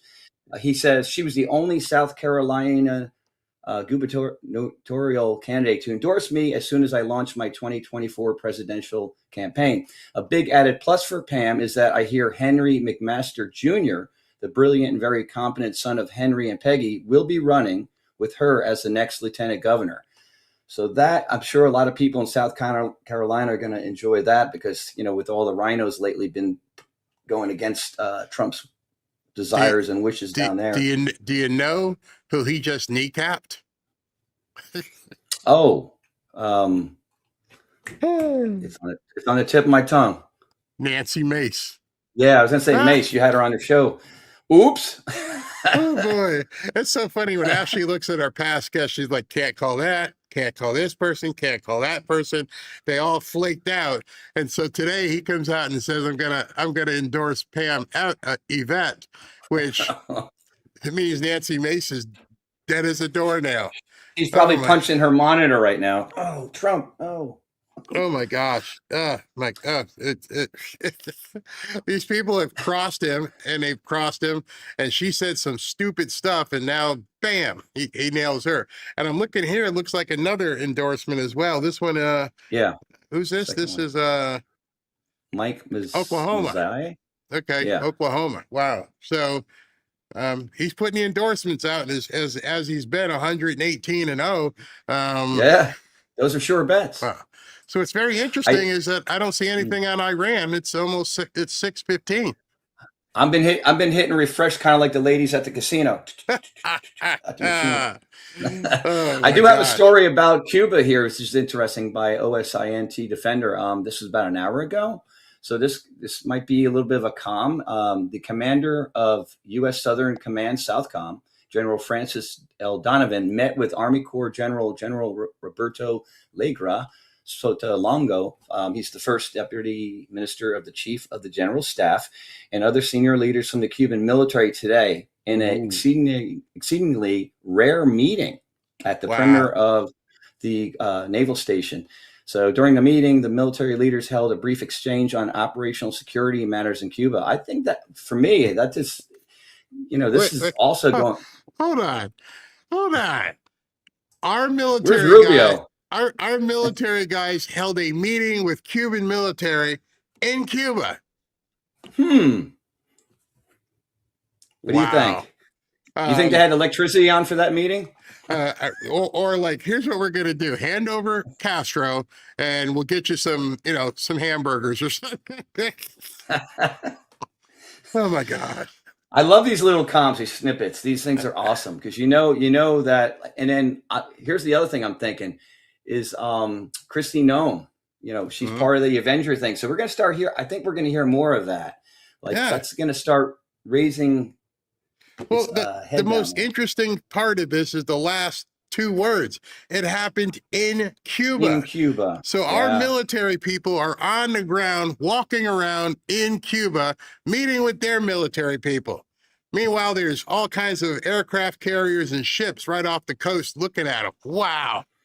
Wow. Look at their faces, though. I mean, tell me they look a little serious there. There's no smiles there, though. But they could just be hungry. Throw some bananas and rice. They could be hungry, and maybe they haven't taken a shower in a couple of weeks. There's no running water. I mean, y'all stink over here, man. It's hot. It's hot out here. We can get the water turned on for you. You want some Gatorade, bro? Oh my God. Oh my God. I have a breaking news story out of something in my state here. It's not a good thing. It's so just now. It's from Eric Doherty. Trump Transportation's Sean Duffy confirms that a bus crash in Virginia resulted in 5 deaths, including little children, was caused by a Chinese national who doesn't speak English. And New York gave him the CDL. Oh my God, when is this going to end? My next segment is probably as disturbing as anything. I'm going to be talking about this Talarico guy. And it just seems everywhere you turn, the Democrats just seem to be adrift on an ocean of despair and turmoil. Between Cory Booker talking about the most important thing is to make sure that transformers are taken care of, and they turned down that they weren't going to allow these licenses to be revoked. It's crazy. They've completely abandoned anything for Americans. I'm still waiting for, other than, we want to tax you some more, but man, it's crazy. Absolutely crazy. Well, there was the one sentence at the very end was very revealing. Duffy recently revealed 53% of New York licenses were giving out to foreigners illegally. 53%. That's nuts. I wouldn't be on the roads around there. I mean, you have a strong chance of getting hit because they don't even know how to read the signs. No, they can't speak the language. So, I mean, get off the roads. That's crazy. I mean, that is beyond the pale at that point. I mean, for that to even be happening, crazy. Mm-hmm. Yeah. All right. Well, that's all I have for now. I'm sure more will pop up. I'll keep looking at Trump's thing there. I'll get back to you if I see let me know if he posts something. I'd love to know what's going on with there. Hey, listen, let me tell you about another one of our sponsors today is the Tax Network. Do you owe back taxes or have unfiled tax returns? Or have you filed every year, but you still keep owing more money? Did you retire and suddenly get hit with a tax bill you didn't expect? Are you a business owner with messy books and a balance sheet, balance of debt that you can't afford? Maybe you pulled money from your 401k or your IRA early, and now the IRS wants its share, your fair share. However your tax issue started, the outcome is the same. Your balance is not going to go down. Penalties grow, interest compounds, and many of you who are in this situation are about to owe again for the next tax year if you don't do something, and right now to plan on it. Stop what you're doing and call Tax Network USA. The IRS is not waiting. The IRS, despite all the people who aren't getting paid in other divisions, the IRS is out there enforcing collections through wage garnishments, bank levies, and property seizures. They can even file for you without your consent. This is where Tax Network USA comes in. With over 15 years in business, there hasn't been a tax case they haven't seen or resolved successfully. They specialize in tax controversies and help taxpayers nationwide get back on track by resolving back taxes and unfiled returns once and for all. Whether you owe $10,000 or $10 million, hopefully not, their team has resolved over $1 billion in tax debt. They can do the same for you. You have to call them. They are offering a free investigative call with the IRS. After that investigation, they put a clear case plan in place to resolve your tax problem and get you back on track. This is about using your legal rights to take control before the government sets the terms for you. Don't wait for another IRS letter or a frozen bank account. You're going to go to tnusa.com/Barry and see if they can get you some help. Be back in 90 seconds.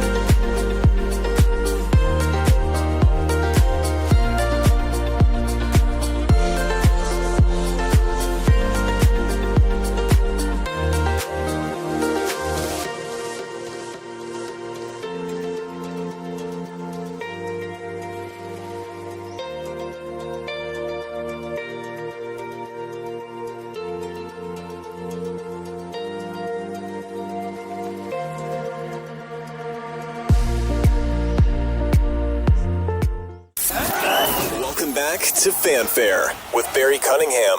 So I want to talk to you guys a little bit. I've been telling you I was going to be talking about this guy, Talarico from Texas, who the polls keep saying he's close, he might win. I don't have any idea how he possibly could win in Texas. And although I don't live in Texas, and maybe some of you or most of you don't live in Texas, this is a national problem. This is a national issue. We cannot let this idiot win in Texas. Texas's problem is now our problem as well. And I'm going to show you some of the things that this guy has said, which are unbelievable. Number 10. Are you okay with voter ID? So voter ID is currently required in the state of Texas. I opposed having to How about for mail-in ballots? How about having to send your ballot in? Should you have to prove who you are? Because that's what Democrats are opposing. Pete, I just said I oppose voter ID. Currently, it's a law in Texas, but I oppose that law because I think you don't need it. You oppose voter ID? You don't think the most sacred obligation of our republic, you should have to prove who you are in order to vote? So there are a lot of Texans, actually hundreds of thousands, who don't have a driver's license. There's hundreds of thousands of people in Texas who don't have driver's license. What he didn't tell you is that they're all 12. What the hell are you talking about? Hundreds of thousands of people who don't have driver's license. Well, they can still get an ID. They can still go and make sure they have identification. How do they open bank accounts? Even if they're on Snap or some of this other stuff. By the way, the guy interviewing him has since gotten a new job. Yeah, that was Pete Hegseth. But this idiot, and I've got 10 or 11 different things to show you, these are actual words that came out of his mouth. One of the things that he's been saying is that Republicans are going to twist his words. They're going to come after him and call him a radical, where I don't think we have to. I just think we have to just show people the unbelievable stuff that has come out this guy's mouth. Number 9. So most Americans, and I'm talking 90, 95%, do not believe that an embryo is a legal person. Notice what he just said there. 85 to 90% of people do not believe an embryo is a baby. I don't know from the depths of his buttocks where he pulled that from. 85, and he didn't say of Democrats, he said 85 to 90% of Americans don't believe an embryo, which is a baby. They don't believe it. Now, the embryo is biologically alive. That is certainly true. But being alive and being a person are two different things. Okay. When do you determine that? When is it, it's a person when, because now you guys want to do all kinds of bad things up until the time that, the thing is birthed, this thing. His exact words. Just run this as a commercial. That's an important distinction to make in these conversations. So the reason I think you have a lot of pro-choice people who push back against the idea that abortion is immoral is because they believe that it is not. That in these situations, when there is an unwanted pregnancy, it is moral for a woman to be able to control her own body, or any one of our neighbors with a uterus to be able to control. Did you hear that? You guys might not have caught that. Let me rewind that, because you're going to hear that a couple times here, and it's not by accident. It's not by accident that this guy is offending half the population in the country and Texas. Here, let you hear that again in case I missed. Listen very closely. They believe that it is not. That in these situations, when there is an unwanted pregnancy, it is moral for a woman to be able to control her own body, or any one of our neighbors with a uterus to be able to control their own body. What the hell is a neighbor with a uterus? Where'd this new term come from? Neighbor with a uterus. I did well in biology in high school, and I still understand basic biology. You know, boys got weenies, girls got other stuff, vaginas. Who has the uterus? Say it. Now we're coming up with a whole new designation for the word woman. Person, neighbor with a uterus. Well, I'm pretty sure when I walk around and I'm like, that person has a uterus, but better known as my wife, a woman. Oh, there's my sister. No, she's got a uterus. She's a woman. Oh, there's my daughter. Yeah, she's got a uterus. Person with a uterus. How are you doing this morning? What the hell are they talking about? Person with a uterus. Number 8. Every one of our neighbors with a uterus became the property of the state. One of our neighbors with a uterus to be able to control. Every person with a uterus became property of the state. How can this guy even be a candidate? At this point, every single woman, oops, can't say that word. I think that's where they're going to outlaw that soon. We're not going to be able to say that. I won't be able to call my wife, wow, you're a gorgeous woman. No, honey. I stop. You've misnamed me. You dead named me. I am a person with a uterus. Well, as far as I know, when I slipped this ring on my finger 30-something years ago, you were a woman. I don't know what they're calling you right now. Person with a uterus, get the... Control their own body.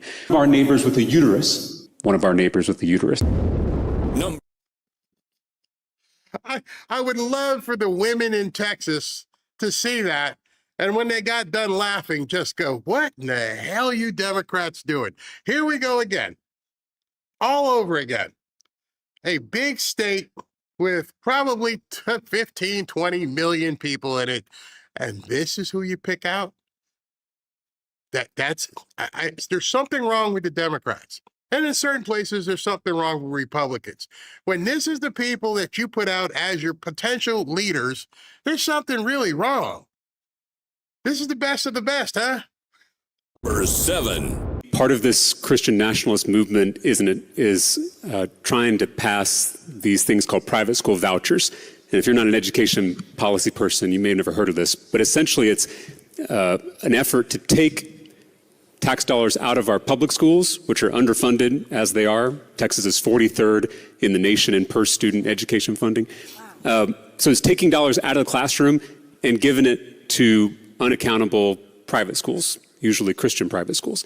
Again. Oh my gosh, we can't have that.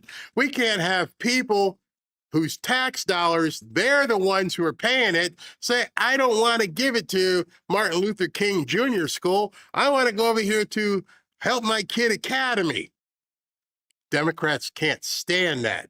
It drives them crazy that the fact that the people who want pro-choice don't want you to have pro-choice in a school. No, these kids are better over here. They're more educated. They got uniforms on. They got a nice building. I don't want to go to MLK Junior High. Democrats hate that. Why? Why do Democrats hate the fact that your tax dollars can be directed to where you want to spend them, especially when it comes to your kids? Part of this effort to blur the lines between church and state. And the governor of Texas, Greg Abbott, made this his top legislative priority for the year last year. Number 6. You said God is non-binary. All right, so I know a bunch of you guys are Christians.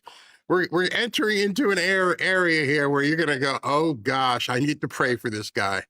God is non-binary. Mm-hmm. Oh, now they're after the Bible. What did you mean by that? Well, I think I was being intentionally provocative with that statement. But what it means is that God can't be defined by human categories. The Apostle Paul, in his letter to the Galatians, says that in Christ there is neither male nor female. One of the worst things I find, even with people on the right who try to define or let their interpretation of Scripture say that that's how you have to think. We all read Scripture. We all read the Bible. We all have our pastors. We all understand. We all take our interpretation. But when it gets into a situation where somebody in government is trying to tell you that they have a better interpretation of Scripture than you do, people in Texas can't be for that. Wait a minute. What do you mean it's non-binary? What are you talking about? Number 5. Before we go further, I want to acknowledge that our trans community needs abortion care too. Oh God. Oh God. Let that wash over you for a second. Our trans community needs to be okay with removing babies. Let that sink in. So you're a guy and you lop your junk off and you become a gal in your mind.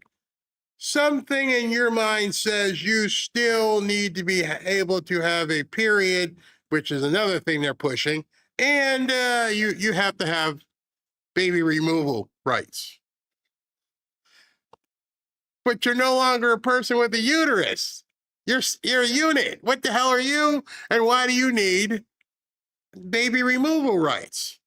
Contrary, you're a woman and you lop off your boobies and you become a guy and they want you to continue to have baby removal rights because you are a person with a uterus, but you're having rights you never lost. You're still a person with a uterus. So he's obviously talking about the guys, which it can't possibly have a baby removal because they can't conceive. Oh, Lord, help me. I can't with this. Defending trans Texans is something we have to do every day. Number 4. We have to defend trans Texans every single day. I've played so far a couple of minutes of this. Has he said anything about most of the state? Has he said anything we're going to help Texans get, keep more of their money? We're going to do this and do jobs. No, he's blaspheming and then just sucking up the transformers. You can't call yourself a Christian and destroy God's creation with greenhouse gases. Wait, okay, I understand. Forget the Bible, forget the no uterus. You're going into arguably the biggest oil area in the country where people have, pumped oil out of the ground, made millions and billions of dollars, and you're going to tell Texans, you can't be a Christian if you're pumping oil, if you're using fossil fuels, if you're doing stuff that's anti-climate, you can't possibly be a Christian. Two things with that. One, you don't get to tell me what kind of Christian I am. Two, this is Texas. They have a whole television series called Landman. And Landman is all about taking oil out the ground and making money. And this idiot's like, no, you're not going to can't do that. No fossil fuels, no climate change. How the hell are you going to win in Texas? How are you going to win in Texas, a state that has made so much money pumping oil out of the ground and telling them, no, you can't be a Christian if you're doing stuff against climate? Number 3. Whether or not to fully fund and increase funding for immigration and customs enforcement, customs and border protection. Yeah. I imagine you oppose what Republicans are proposing to do? I think we have to stop this secret police force of masked men in unmarked vehicles kidnapping our neighbors off our streets, killing American civilians and American citizens. I think we need to rebuild this agency so that it actually focuses on immigration and customs enforcement. What do you think they're focusing on right now? The whole deportation thing is to get people out of here who aren't supposed to be here. They wear masks because you people decided that doxing was a participation sport, just like you're trying to do to the Supreme Court. Maybe if you guys didn't show up on people's lawns, people wouldn't have to be anonymous. Maybe if you didn't try to run cops over, they wouldn't have to light you up. Maybe if you didn't go to a protest with a gun and pull it, they wouldn't have to light you up there either. Why is there no personal accountability for how these people have acted? But we're going to hear more about that. Number 2. So we've got white skin gives me and every white American immunity from the virus, but we spread it wherever we go, through our words, our actions, and our systems. We don't have to be showing symptoms like a white hood or a Confederate flag to be contagious. Most one from 2020. Yeah. And I think an important thing to recognize with all the attacks that are coming from MAGA toward our movement right now. What movement?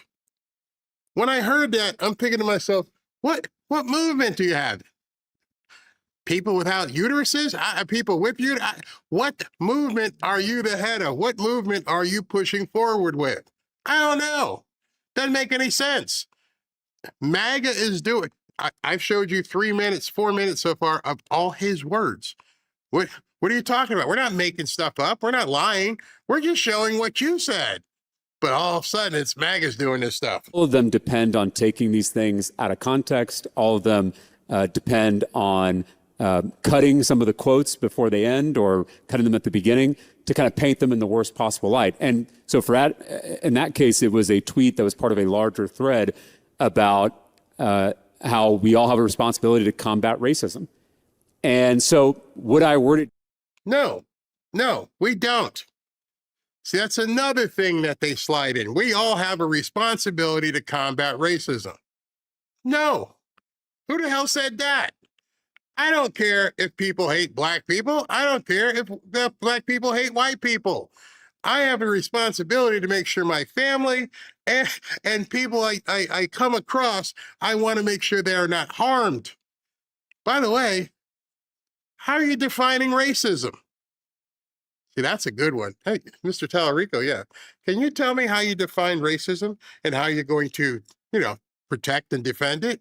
Because if somebody sits across from somebody and calls somebody the N-word, first of all, you have to make sure that they're not listening to a rap album and they're not reciting the words. But let's say that somebody didn't like what somebody did and called them the N-word. What exactly are you going to do at that point? What exactly do you expect other people who hear it to do? Oh, we need to jump on him. He said the N-word. It is not our responsibility to change people's minds. That's going to get people hurt. Maybe that's his intention. Differently, would I use a different metaphor? Maybe, but I still believe that racism is wrong. And I still believe that we all have a responsibility to combat it.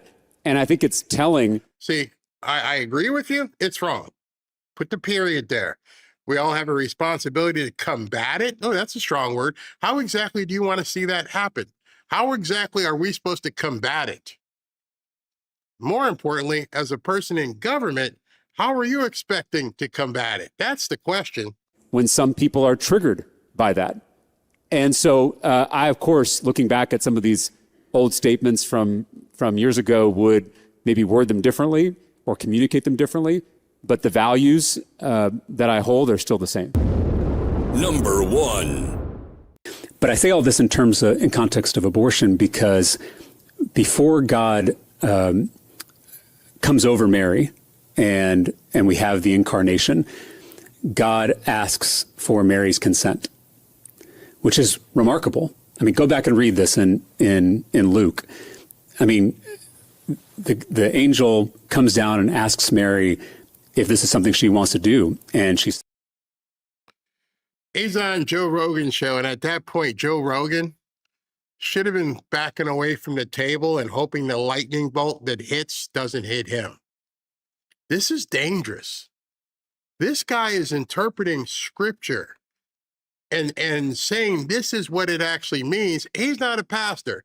This is insane. I understand he's got some seminarian knowledge, but he's telling people who believe certain things that your belief is wrong. I know what is happening in this account by Luke. He asked for permission. As if it is God's will, let it be done. Let it be. Let it happen. So to me, that is an affirmation in one of our most central stories that creation has to be done with consent. You cannot force someone to create. Creation is one of the most sacred acts that we engage in as human beings, but that has to be done with consent. It has to be done with freedom, and to me, that is absolutely consistent with the ministry and life and death of Jesus. And so that's how I come down on that side of the issue. Yeah, danger, Will Robinson. This guy, can you imagine if he went up in the ranks? No wonder Obama's endorsing him. This guy fits right in. Now, I know that, the 10, I just gave you 10 of those, but I got more. I ran out of numbers, so I just had to tack some more on here. Something that you love that's not family or friends. I love, I'm just saying this because it's on my mind, the trans children who showed up yesterday at the state capitol to advocate for their humanity. They shouldn't have to, but it was an inspiration to watch. Tell us something you love. Remember President Trump said tariffs are something he loves and people jumped all over him. This dude says trans kids. Just love the trans kids. I love that they showed up. Texas. Hold on. Pop. Back up. Wake up, Texas. You guys need to come running out. We're trying to help you. We'll tap you on the shoulder. Texas, do something. Blinking lights. They're coming for you. We have, I think, heard more and more issues of animal welfare. I think not just because it's the right thing to do and the moral thing to do, but also it's, as all of you know, necessary to fight climate change. It is now existential that we try to reduce our meat consumption and that we try to respect animals in all aspects of society. And so I am proud to say that our campaign has officially become a non-meat campaign. So we are only buying vegan products from our local vegan businesses. Some of you may know Big Nona's. They were little Nona's, and then they opened up brick and mortar, so another Big Nona's. But we just got our pizza from there today. And so the point is that I think all of us, not just policymakers, but everyone has to take personal responsibility in this effort. So we now know, in addition to saying that people with uterus to discount women, to taking on the Bible, to taking on the oil business, now he's going into taking on the beef business in Texas. Give him credit. At least he's going for the jugular. He's going for it all in Texas. I want to strip your beliefs in the Bible. I want to take away your oil. I want to take away your beef. And I want to promote trans kids. Going for it all. Going for the gusto. I would salute him on that because, damn, if you don't stop him, you can't say you didn't know. You can't sit back at this point and go, I didn't realize he'd be this bad. I didn't know he wanted to stop us from eating beef. I didn't know he wanted to take away drilling for oil. I didn't know he was all about the trans kids. I didn't know that he didn't consider a woman and that, you know, it's just a neighbor with a uterus. And you got about 5 months left. Wake up. So they're running a handful of highlights of things you've said in the past, and I wanted to give you an opportunity to respond or clarify. In 2021, in a speech during debate over transgender issues, you said God is non-binary. What did you mean by that? Well, you know, I think I was being intentionally provocative with that statement. But what it means is that God can't be defined by human categories. The Apostle Paul, in his letter to the Galatians, says that in Christ there is neither male nor female. I'm always going to stand up for Texans who are being picked on by the most powerful, most corrupt politicians in the country, and I'm going to continue doing that in this. What the hell does that have to do with God being non-binary? I'm going to stand up for the, you know, the vulnerable amongst us. You know what he's talking about. He's talking about the Transformers. It is first and foremost in his mind. That's who he wants to protect. They want to do all kinds of population control. There can be no doubt at this point. Nobody is as crazy. There's just nobody who doesn't understand. Hopefully you understand at this point. This is what they're doing. They want to get as many people to take these things, to basically sterilize them and lop off their junk, all kinds of stuff, so they can be walking around like zombies. Did he do it? Race and hopefully in the U.S. Senate. You call it intentionally provocative. Do you regret describing it that way or talking about God that way? There are some statements that I've made that I certainly regret. There are statements that I've made where I've missed the mark. I'll be the first to admit that. But Ken Paxton is intentionally clipping my cringy comments to distract from his career of corruption. No, he's not. We're clipping your exact words. I haven't mentioned until right now Ken Paxton. I haven't said a word about him. It had nothing to do. Ken Paxton may have been indicted. He may have been impeached. Oh, we're talking about you. Let's keep the focus right on you. And if it's the lesser of two evils, then I think it's truly the lesser of two evils. This one is evil. You can't just push it off to Ken Paxton. Paxton has a criminal record. I have a legislative record. I've served for 4 terms in the Texas House of Representatives, where I brought Democrats and independents together to actually make progress for people. I brought Republican legislators and Democratic legislators together to cut property taxes, to raise teacher pay, to lower the cost of housing and childcare and prescription drugs. I've passed more than 60 bipartisan bills as a legislator. I've also called out the extremes in both parties, on the left and the right. I have called out Ken Paxton for his blatant corruption, but I also called out President Biden for failing to secure our southern border. So, and I want to get to the border in a second. Let me run one more by you, because again, the president and other Republicans are already bringing it up. Again, in 2021, though, while debating a bill that restricted transgender student athletes, you said modern science acknowledges 6 biological variations based on chromosomes to argue that sex is a nuanced spectrum, not a strict binary. Do you still believe there are 6 biological sexes? I know there are 2 sexes, men and women. I also know there's a very small percentage of people who have these chromosomal abnormalities, and I believe they deserve to be treated with dignity and respect. The other one they keep harping on, and it's perhaps the most curious of all, they say you're a vegan. I'm not a vegan. I'm an 8th generation Texan. I've been eating barbecue since before Ken Paxton's first indictment. Why do you keep talking about Ken Paxton? This is you. I just played a video where you just said, I don't want to eat beef with the mask on. And now he's trying to twist it. You know, I need to get some Texas pastors on. I need to play this for some Texas pastors. You guys okay with this? Just let me know if you're okay with this.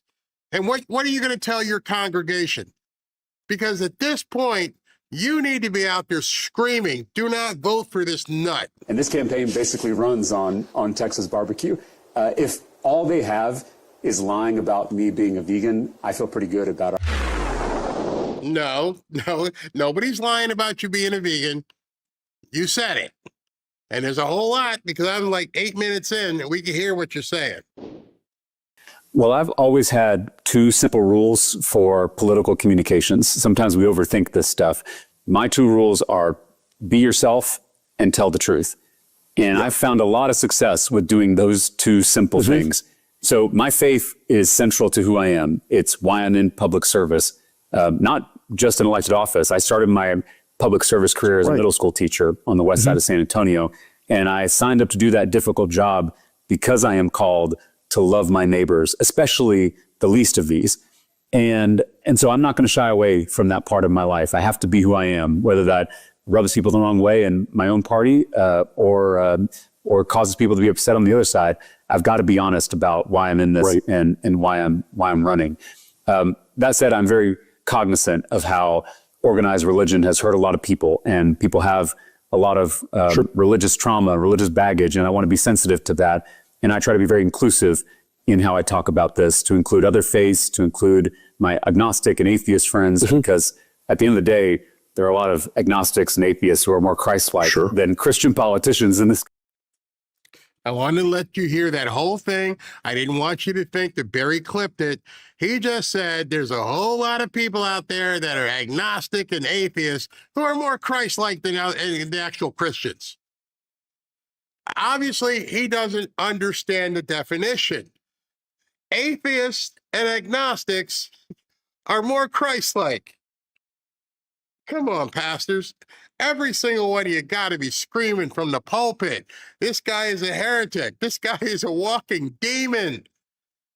How do you compartmentalize this? He just said that non-believers are more Christ-like than believers. I want you to hear that again. His words. People who are agnostic and atheists, they're better people. Or causes people to be upset on the other side. I've got to be honest about why I'm in this and why I'm running. That said, I'm very cognizant of how organized religion has hurt a lot of people, and people have a lot of religious trauma, religious baggage, and I want to be sensitive to that. And I try to be very inclusive in how I talk about this, to include other faiths, to include my agnostic and atheist friends, because at the end of the day, there are a lot of agnostics and atheists who are more Christ-like than Christian politicians in this country. Wow. Wow. I know you guys are sitting back going, I can't believe I'm hearing this. I cannot even fathom that I'm hearing this stuff. People who don't believe in Jesus are more Christ-like than people who do. That's what he just said. He just said it. There is no other way to the Father except through me. But you know what? If James Talarico says, you're better than the other Christians who have already accepted Christ, come on in. They're better. I've always said that our southern border should be like our front porch. There should be a welcome mat and a lock on the door, meaning we can both welcome immigrants who want to come here and live the American dream, who want to contribute to our economy, who want to contribute to our communities, make us richer and stronger, as immigrants have always done throughout American history. And we can keep out people who mean to do us harm. We can know who's trying to come into our country. We can have an orderly, sane immigration system that keeps us all safe, that promotes public safety, just like you do at your own home. Many people. Just like you do at your own home. All right, so I wanted to play that because I don't want to be someone who clips it just so that you hear the thing about the front porch. But the fact that he said immigrant, he didn't use the other pre-qualifying word. Yes, my dad was an immigrant, legally. He's not making any discernment whatsoever. It should be like a big front porch. Everybody gets to come in. Wow. Especially in Texas, we're hospitable. We're the friendly state in Texas. We'll give a neighbor the shirt off our back, but we also have a right to know who's coming into our home. We have a right to know why they're there and what their intentions are. We can be both hospitable and keep everybody safe at the same time. Our opponents don't want people to know that you can do both because they rely on using this issue of immigration to grandstand, to say that, it's a choice between public safety and welcoming immigrants. And the truth is that has always been a false choice throughout American history. And we need leaders who are going to do both, secure the border and create a pathway to citizenship for the folks who have been here for a long time and who... There you go. I didn't clip it. I let it run. And there he got to it. We need to have a pathway to citizenship for the people who are already here, who've been here a long time. The evil ability of this guy is to say it with a smile and look so unassuming. And he's got his, Ken-looking haircut. Doesn't look threatening at all. He tells you I'm here as a front porch. We're going to make sure we can discern and we understand who's bad guys, except we're going to let everybody who's here be citizens. The last part, I want you to hear it. I didn't want nobody to accuse me of clipping it. You just heard what he said. Have been contributing to this country. This is Texas. This is not. All right, so this is Ken Paxton's ad. And there's something about this ad that is problematic for me. When I get to it, I'm going to tell you. There are many more than two biological sexes. In fact, there are 6. This is Texas. This is not. The American flag is such a complicated symbol for most of us. This is Texas. This is not. They're going to call me a radical leftist. This is Texas. This is not. Something that you love that's not family or friends. I love, and I'm just saying this because it's on my mind, the trans children. All right, notice that this is what gets you in trouble when you clip things to make it appear a certain way. I showed you the entirety of what he said there earlier. Doesn't make it much difference, but it does show the context of what he said. I love the trans kids. But they cut off what he said, the ones who showed up yesterday at the event. Still don't like it myself, but let the guy, don't do that, because when you clip things like that, it makes it look like you're trying to paint him into a corner and he said enough. He has said so much bad stuff. You don't need to do that. This is Texas. This is not. Our southern border should be like our front porch. There should be a giant welcome mat out front. This is Texas.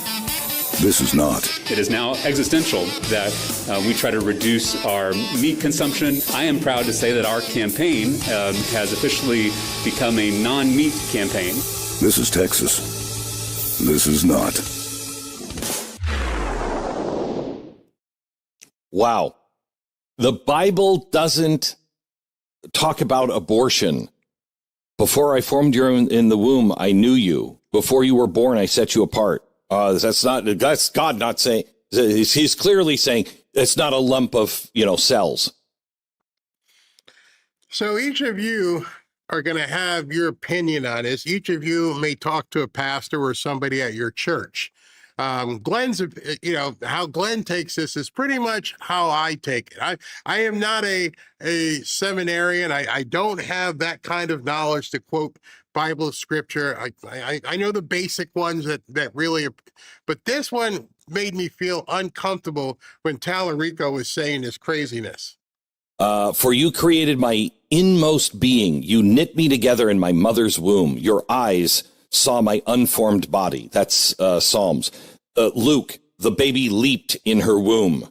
This is, the Bible is rife with, that's a life. That's a child before you are born. You're a child of God, and God knows you. God created you. It's all over. Then let's look at some of the bad guys. Why don't we look at, Baal,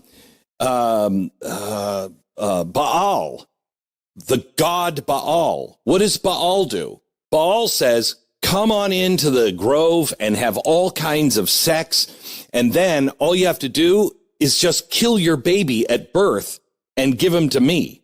That's the definition in the Bible of evil. The Bible is silent on that. That is that's remarkable. They're running a guy who's got a Nazi tattoo. They don't care. They don't. See, that's the other thing with this is that you can see the hypocrisy if you look. You can see when they talk about billionaires are buying elections, yet everybody who's a billionaire on the left, it's okay. The Reid Hoffmans of the world, the Singham guy from China, the guy who's going to be funding the No Kings protest once again. That's okay. But don't have billionaires on the right help out. And so now they're going to, they called Trump a Nazi for 10 years. They called you and I Nazis, brown shirts. But now they have an actual one running. They don't care. It's all about power. Same thing I'm saying about Talarico is the same thing I'm saying about Maine. It's the same thing I'm saying about California. You're telling me in the entirety of the state of Maine, that's the guy you guys came up with? In the state of Texas, that's the guy? California, Karen Bass? That's it? That's who you have? Tens of millions of people, and you're saying to yourself, this is the person, Talarico. It can't possibly be. They will take any radical. These are not people that are like you at all. If you are a regular Democrat and you've been, a Democrat your whole life because of labor unions and whatever, that's not what you're dealing with here. That's not. They are radicals. They are wolves in sheep's clothing. Literally. So I spent some time there. I wanted to talk to you guys about Talarico, and I wanted you to hear his exact words. Some of it is just striking. You just sit back and go, there's no possible way. I cannot believe that came out of someone's mouth who's running for Senate in Texas. I could understand it in Seattle. I could understand it, in Boston or New York. This guy has a chance in Texas? No effing way. More Texans need to hear this stuff for themselves. And right now you can tell he's backstroking. Oh, that was before. They're going to use bad stuff. They're your words. You actually spoke them. Come out and tell us how that...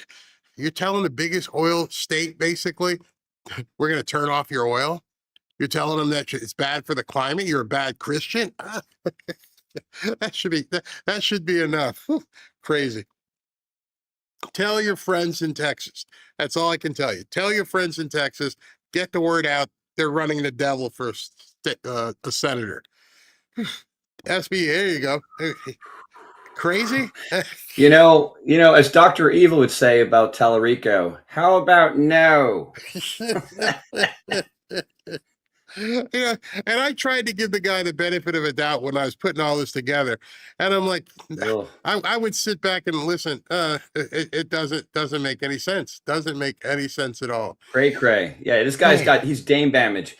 I have a couple stories just here and there, but nothing from Trump. He hasn't posted anything regarding Iran, so I've been looking for that news. Back to some fraud stuff.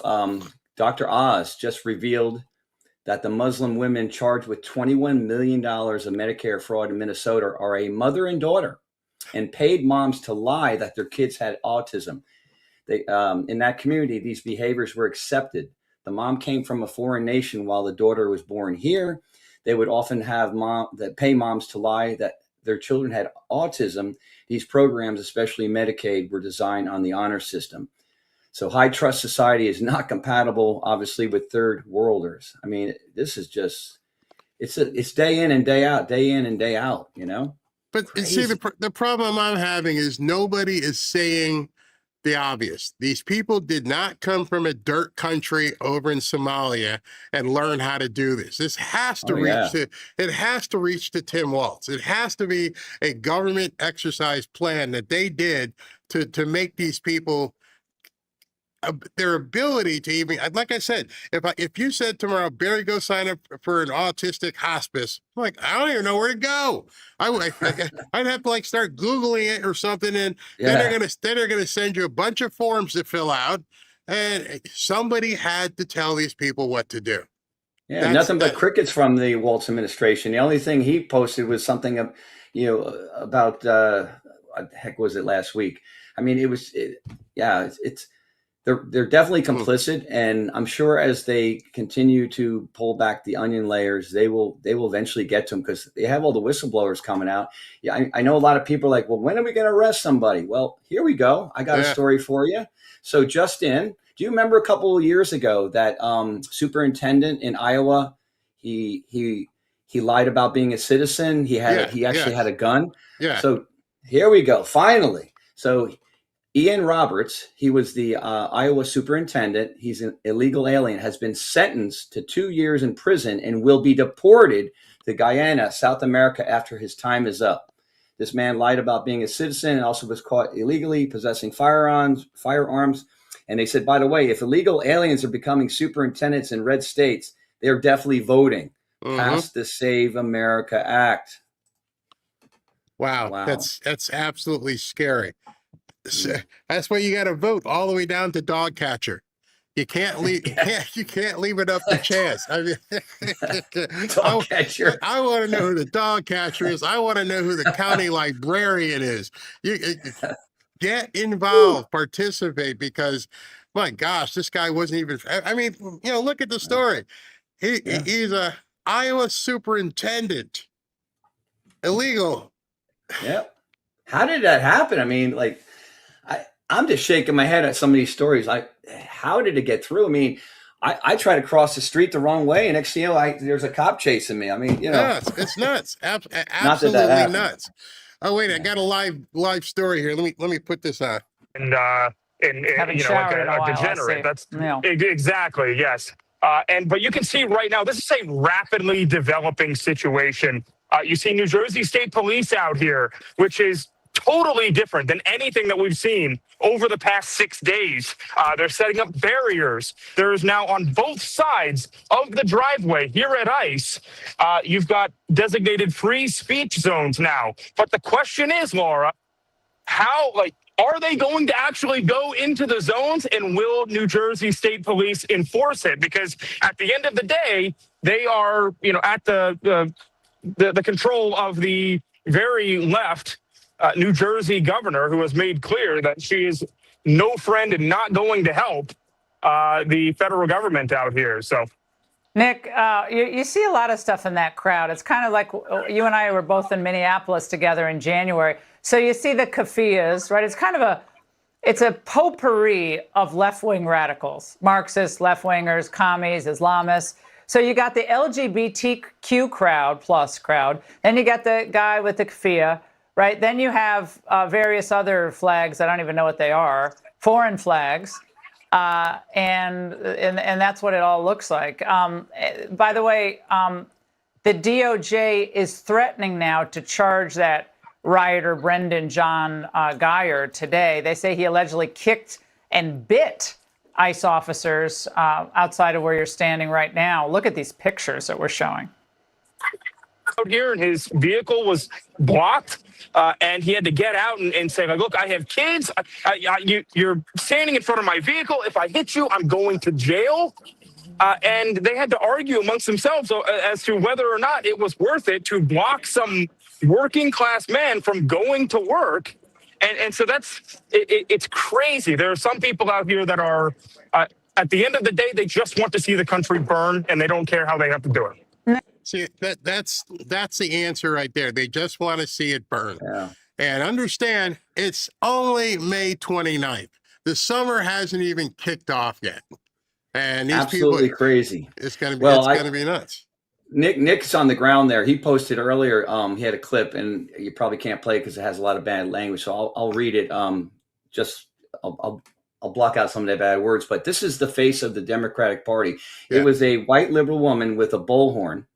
And she was calling out a black person that was working there on the truck. And he says, "You're the wrong color, and you're a piece of traitor," to his face, because he's blocking their anti-race riot in New Jersey. She goes, "You don't have to be a effing slave to the master of white supremacy." The man sits there ignoring her. I mean, pure class act, as he said. He says the left is filled with these disgusting creatures. It's nuts. It is. This is who they are. I have some good news. I'm gonna end it with some good news. Please. The stock market broke another record. It was up 364 points, up to 51,032 on the Dow. S&P, I mean, whoa, if you got your money, your 401's going, it went up 16 points to 75.80. It's all green across the board. And the price of barrel oil just went down. It's I think in the upper 80s, low 90s, which I hope it eventually goes down on the pump, because we still have people going. I was going to say, people are still like, why is the price not going down?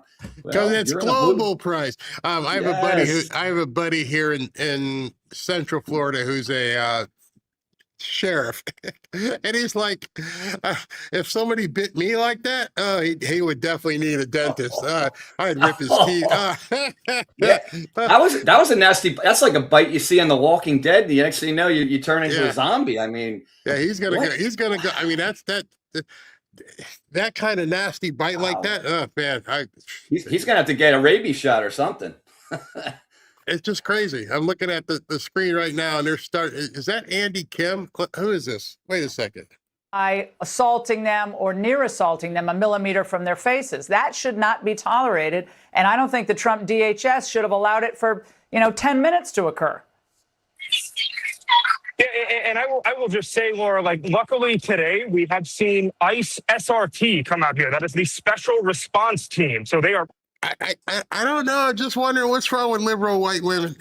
Look, I mean, this is an ICE center. I don't see any Mexicans or anybody. It's crazy. I mean, years from now, when they analyze the history, they're going to go back. There must have been something in that clot shop because it affected white liberal women. They're going to come out with something, find out it turned them into some real TDS, extreme, crazy people. All right, let me move on. I got one more commercial spot to read, and then I do have something. It just came in 2 minutes ago. So CENTCOM has notified mariners and airmen in the area north of the Mussain Dam Peninsula, Oman, in the Strait of Hormuz, of impending dangerous military activities to address Iranian mines, according to a notice from the United Kingdom Maritime Trade Operations Center. So stuff's happening. Trump's not waiting. He's going through, So much for a deal. It's all set to go. And you left out the money line. the money line. Trump has not agreed to it. So he wants that strait to stay open, because that's gonna keep it. Yeah. All right. That's all I have for tonight. Have a good night, folks. Well, you might be back. I'm not done. That was funny. Gotta go. Don't go nowhere. We're not done yet. That was too funny. Oh my gosh. Hey everybody, you guys know I've been working with the people from Chapter. Medicare is confusing. As someone who recently turned 65 myself, I can confirm this. Keeping track of enrollment periods, understanding all your options, and making sure you're on the right plan takes a lot of time and energy. And between Medicare scams, corrupt agents, and bloated insurance companies, it's easy to make mistakes that can cost you literally thousands. That's why I'm happy I work with the guys of Chapter, or possibly ladies as well. They're actually honest, and the only Medicare advisor that looks at every plan nationwide, helping people save an average of $1,100 a year or $100 a month. I got to talk to you about that in a second. People are relieved when they talk to Chapter. One member has actually said she was so happy she called Chapter. Her name is Margaret. She's saving $105 a month from the same plan just by switching insurance companies. These guys won't push you to buy a plan you don't want, and their support is completely free. So if you're turning 65 soon or have questions about your Medicare coverage, call them at 475-328-345 to get the most out of Medicare. Again, that is 475-328-3545. Most people, once they call, just wish they had called sooner. I wanted to tell you something. I did some math last week, and it kind of freaked some people out when I said, the gas prices haven't been that big in terms of the impact. CNBC ran a story. I want to see if I can find it. And probably here we go. They've made it exclusive. No, I can show it to you. All right. So I wanted to show this to you because they just finally, 3 months in, just did the same calculation I did. And when I came up with that number, it was pretty easy. So here's what they came up with. They say Iran war costs. The average U.S. household is paid $450 more on gas. Now understand, now take that and go February 28th, March 28th, May 28th. It's 2+ months. Do the math. They're making it a big deal, but is it really that big of a deal in terms of once we get this thing cleared up? What's he saying? American households have paid nearly $450 more on energy amid Iranian war. That totals tens of billions of dollars spent as the multi-month conflict drives up fuel prices. Multi-month. All right, so just wanted to say that. They just verified my math. That's good. Be back in 90 seconds.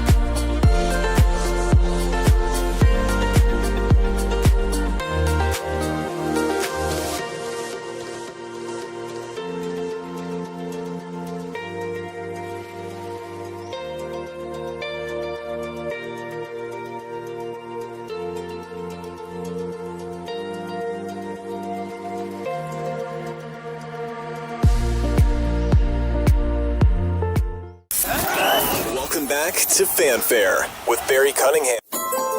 No man should ever enter where we are going. Beware what lurks in the depths of the libtard zone. Number 10. I want to stay on this topic and these new revelations by the former First Lady. She said she was so concerned about her husband's performance during that debate that she worried he was actually having a stroke. She then went out and publicly said to people that he had done a great job and continued to defend him in the weeks following that. Just to that core message, what do you say to voters who see that disconnect and feel like they weren't being given the full story by the First Family and other Democrats? Well, I'll say to you, like I say to my voters, that we're focused on moving forward. So, okay, somebody said my mic wasn't doing his spell. Hold on, let me click a button here. Hold on. All right, check one. Okay, here we go. We don't want to look back. We don't want to look in the past. We don't want to talk about anything from the past. We just want to move forward. Convenient.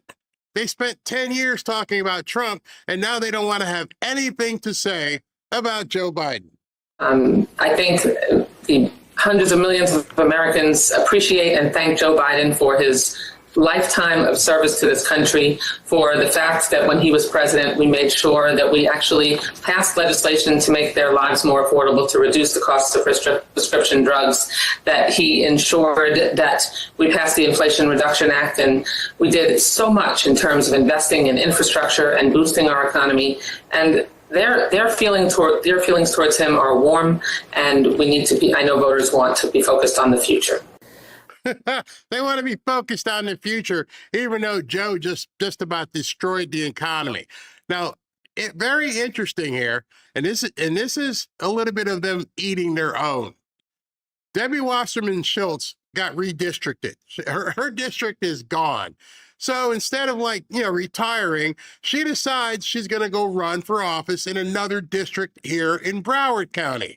The problem is, and this is where it gets really funny, she wants to run in a district that is black. We just heard for the last month that taking away black representation was akin to racial, what is it called, Jim Crow. But nonetheless, she is running in a black district, taking the possibility of somebody black representing that area. Not a single Democrat nationally is talking about this. I've fought for the people of Broward County my whole adult life. You've always been able to count on me to deliver results for our community, and I waged these battles when our values were on the line, all while raising a family, beating cancer, and answering President Obama's call to lead our party. Today, I'm announcing my candidacy for re-election in Congressional District 20. So, don't tell anybody. Don't tell anybody that she's actually running in a black district. A white woman is taking the spot. Here, let me show you the poor guy. This poor guy thought he had it made. It made in the shade, and he can't win now. They're shifting all their money to help Debbie Wasserman Schultz beat a black man in a black district. You can't make this stuff up. This is truly libtard zone stuff. We just heard for the last month that it's Jim Crow 2.0 to take away black representation. She gets bounced out. Where does she go? To a black district, and nobody's even talking about it. If I couldn't show you, you would not believe it. You're like, Barry, no, they didn't do that. They damn sure did. They damn sure said, okay, Debbie, you got district out. Go up here and take over this black area. Huh? Make that make sense. Poor boy. I'm sorry, I don't mean boy now. Poor dude. You're screwed. They're going to put all the Democrat machinery, all the Democrat money into making sure she wins in a black district. It's crazy. They're nuts. District 20. Number 9. When necessary, we will take aggressive legal action to remove negligent owners and property managers. And for buildings that have suffered chronic neglect, we will work to transfer ownership to responsible stewards.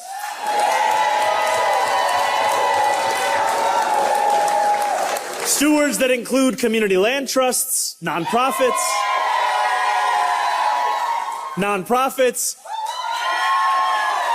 or even the tenants themselves.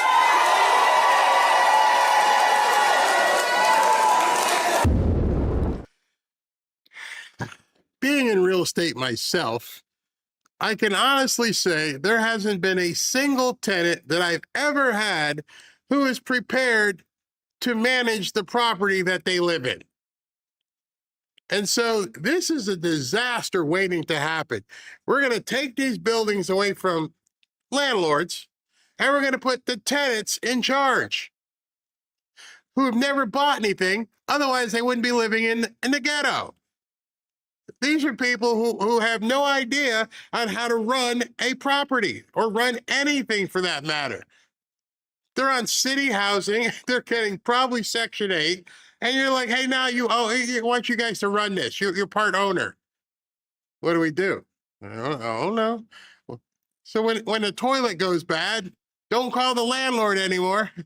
Call the guy down the hall. Hey, Fred, come fix my toilet. F you, I'm sleeping. This is nightmare fuel if I ever seen it. You're going to turn all these properties over to the tenants who've never had any sort of experience to do this stuff. Hey, the boiler's not working. It's 12 degrees outside. I don't care. I'm busy. I'm hitting the pipe. What do you want me to do? Well, you're part owner now. Oh, who am I supposed to call? They haven't thought this communist takeover. They haven't thought it out too well. Number 8. I want you to look at this photo and drawings in a headline. And I want you to look at it with me, and I want us to just think together. So there's going to be some silence here every so often, because I don't know if he was hitting the sauce earlier, But he goes off on and swearing, and I had to like delete it because it's really bad. But this guy, again, should not be in front of cameras ever. How much we hate the mother. Yeah, we hate him. And it's a refreshing but genuine visceral hatred we have. And we want him to know that. And the last thing that we should want, and the last thing I want anybody to die. Okay, that's no. I don't want him just to be alive this November. I want him to be cognizant, because I want him to know how much the American people hate his f***ing guts. And if he goes and throws a number on us, we won't know. He'll be gone. If he's just some babbling, well, he's a babbling, incoherent idiot now, but You're calling somebody else a babbling, incoherent idiot? Physician, heal thyself. What in the hell are you talking about? Lay off the booze, turn off the camera. You're supposed to be a representative of the Democratic Party. I guess we can see why. You're all bat poop crazy. I think he does understand what he's up against, and I think he understands defeat and humiliation quite well. And we have to do everything we can to be sure that he is not just defeated, that he is humiliated. That he knows how much this country hates him for what he has done to this country. Meanwhile, we're going to win so much, you may even get tired of winning. And you'll say, please, please, it's too much winning. We can't take it anymore. Mr. President, it's too much. And I'll say, no, it isn't. We have to keep winning. We have to win more. We're going to win more. I had to play that because that guy look like they're winning. I just want to keep pointing this stuff out to you. Does that look like winning? These people are losing it. I mean, they're actually visceral. They're going crazy. His scorecard, okay? He has endorsed 8 governors. Now, some of these races weren't real close, didn't have a lot of competition, but some of them did. I mean, we saw what happened in Louisiana, the primary with Bill Cassidy. We saw what happened a week ago tonight with Tom Massey in Kentucky. And now we're seeing it again tonight, okay, in Texas. Governor level, Trump endorsed 8. He won 8 times. U.S. House, 101 endorsed. He won 101 endorsed in the House, and he won 101. Let me put on the pencil right here and show you this. U.S. Senate, Sean, he has endorsed 8 candidates. And prior to tonight, he had won 8 times. And now you can take the endorsement from 8 to 9 endorsed, and from 8 to 9 winner. Ken Paxton was outspent 9-1. Got the endorsement from Trump. Numbers. So James Carville says everybody hates Trump, yet at the same time, he's 118-0 in terms of people he's endorsed.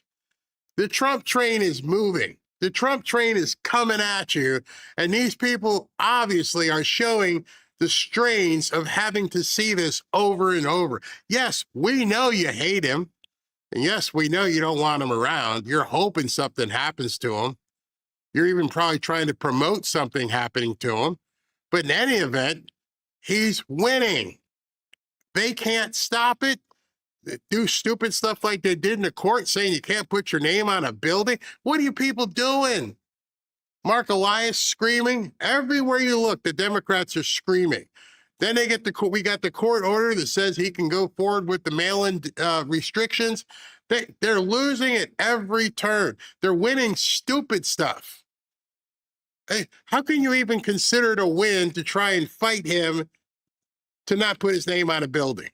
How can you call it a win to say that the judgment settlement that he got, he can't use? This stuff is just waiting to be overturned. What have you done in those regards? Yeah, so we're working on that. So we have conversations going on with the departments. And yeah, it's just, I don't think it needs to be explained why it's problematic to have random people showing up to daycares. I think the fear in the Somali community is real. The fear in immigrant communities are real. So we're taking that very seriously. Along those lines, have you asked anyone to follow up on the fraud claims either to the Department of Immigrant and Refugee Affairs or SPD? No. So there's, as far as you're concerned right now, there's no reason to suggest there's any sort of fraud? This whole issue is not really about fraud, right? It's about dividing and conquering. It's about making an immigrant community a target, right? There's no reason to assume based on the identity of a daycare operator that their small business is doing anything wrong. That was the mayor of, I believe it's Seattle. And she just looked the guy in the eye and said, I'm not even going to investigate fraud because you're just doing it because they're Somalis. They don't even want to know what's being stolen. They expect America just look the other way. These people are stealing us blind, but we're not going to stop. And not only are we not going to stop, we're not even going to investigate it. And she kept saying it, right? No, not right. No, I'm not nodding along. Why aren't you investigating this stuff? Well, it's going to hurt the Somalis or something, you know. Number 6. We know that the sex offender registry contains a massive array of crimes, including, I don't know, having sex in a car or in a park. That gets you on the sex offender registry. So I'm going to be very delicate here. Mr. Light and the Loafers here is upset because the district, I forget what state he's in, is going to make, bumping fuzzies in a car in an open playground illegal. And if you do that, you might get placed on a registry. And he's like, we can't have that. My people are bumping fuzzies in parks all over the place. And that's not fair. Get a room. How about that? How about you guys stop acting like barnyard animals and get a room? You're adults. You're not teenagers in high school packed behind the gymnasium. You're adults who are parking in children's playgrounds and deciding, this is a good place for us to do our romp. We also know that LGBTQ people have been massively and disproportionately targeted and subjected to being slammed onto the sex offender registry. That's the whole history of the sex offender registry. So this aspect of the bill is incredibly overbroad and discriminatory. When I start putting this stuff together, I'm like, people aren't going to believe this. People are not going to believe this. You can't even contain yourself to not be bumping fuzzies on a school playground in a car. You're acting like you're sophomores. You're acting like you're freshmen. Go park behind the gym. Go park behind the cafeteria. No, you are adults and you can't contain your urges enough to stop doing stuff on playgrounds. So we need to change the law. We can't have this. It's way too broad. How about we make it really, really simple? Unless you're a sophomore at the high school, you get caught bumping fuzzies in the playground, you go to jail, and you get on the list. That's very defined. Can we just go there? If you're over the age of 16 and you got a Letterman's jacket on or something, we'll let you go. But if you're like 35 or 40 and you're doing fuzzy bumps with some other guy doing fuzzy bumps and you're sitting on a playground, you're going to jail. Number 5. Today, we stand on this edge of another technological transformation. I know what many of you are feeling about that. I can hear you. Okay, so this is the former CEO of Google, Eric Schmidt, and he's given the commencement address at the University of Arizona. Notice I said university, college graduates. College graduates who would much rather decide how much syrup to put in the, Grandi latte than understanding AI. You're getting a diploma, meaning you went to school for 4 years, and they're booing AI. There is a fear. The question is not whether AI will shape the world. It will. The question is whether you will help shape artificial intelligence. We do not know. We do not know. I cannot believe he's talking to soon-to-be college graduates, and they're like, no, not that. Anything but the AI. What am I supposed to do? every single one of you booing, give back your diplomas and figure out something else to do in life. This is 2026. I understand there's people in our chat who have watched our shows who are not that sold on AI. I understand. You're older. You didn't grow up understanding or dealing with some of the stuff in technology. These kids are 20 and 21. Their entire life is based upon doing this all day long. I'm about to train my grandson, who's still in high school, about what he can do with AI for what we do. And these are college graduates going, no, not the AI stuff. Precise contours of what this transformation will look like. Be afraid. Be afraid that these kids all are getting their degrees and they have no idea what the hell they're doing. There ain't that many people to make coffees. And I think that there has to be strategy. I mean, you know, athletes have been involved in protests and politics for a long time. Right. Yeah. Remember the Olympics, and you had John Carlos, and you had Muhammad Ali. But these were athletes that were established already. These college athletes stand to get a free education. They stand to make money because of the NIL now. And so I think it is asking a lot. But I think it's economic damage and economic harm has long time been a very effective tool in the civil rights. You know, resistance has a price. I mean, let me give you some history. They say, yes, do. Yeah, well. Let's let the white old lady tell us about resistance. Okay, let's do that. Like teenagers, they're teenagers, and they're going to have to give up a lot. The Vietnam War was basically halted by teenagers. Correct. Because it was 17 and 18-year-old kids who were going to go into fight this crazy war that they were doing. So I'm not saying it's a great idea or it's not a great idea. I'm just pointing out it is young people who change the world. But if there's structure... Young people who are afraid of AI are going to change the world. Not really. And so what you're saying is you want some 17 or 18-year-old kid who can either catch a football, throw a football, run very fast, knock other people down, who got a full scholarship, who got $1 million at NIL, give it all up. Oh, don't you think that this could possibly work? Because we're talking about just the state schools, Whoopi. We're not talking about the SEC and the conference. That's important to that's important to know. So we're talking about 13 schools. These kids are the top of the top. And so they're going to have a lot of other choices. And I would suggest that if you think about Ole Miss, there was I think a running back. His name is, it was a running back. His name was Kylan Hill. He played at Ole Miss. You know, Ole Miss brings in a lot of money. He vowed not to play unless the state changed its Confederate flag. The Confederate flag came down months later, and because college sports bring in so much money. In theory, I think it's a very good idea. Like, let's talk macro. If all Black Americans boycotted any industry, the economy would crumble. All right, so to recap, we're talking about the Vietnam War. We're talking 1968 Olympics. We're talking Muhammad Ali before he, actually was Cassius Clay back then. And you want these 17, 18-year-old multi-millionaires to say, I don't want the money. I'm not going to play. I'm going to transfer to someplace because now what are you going to do with the money? The kids have bought their cars. They've done everything.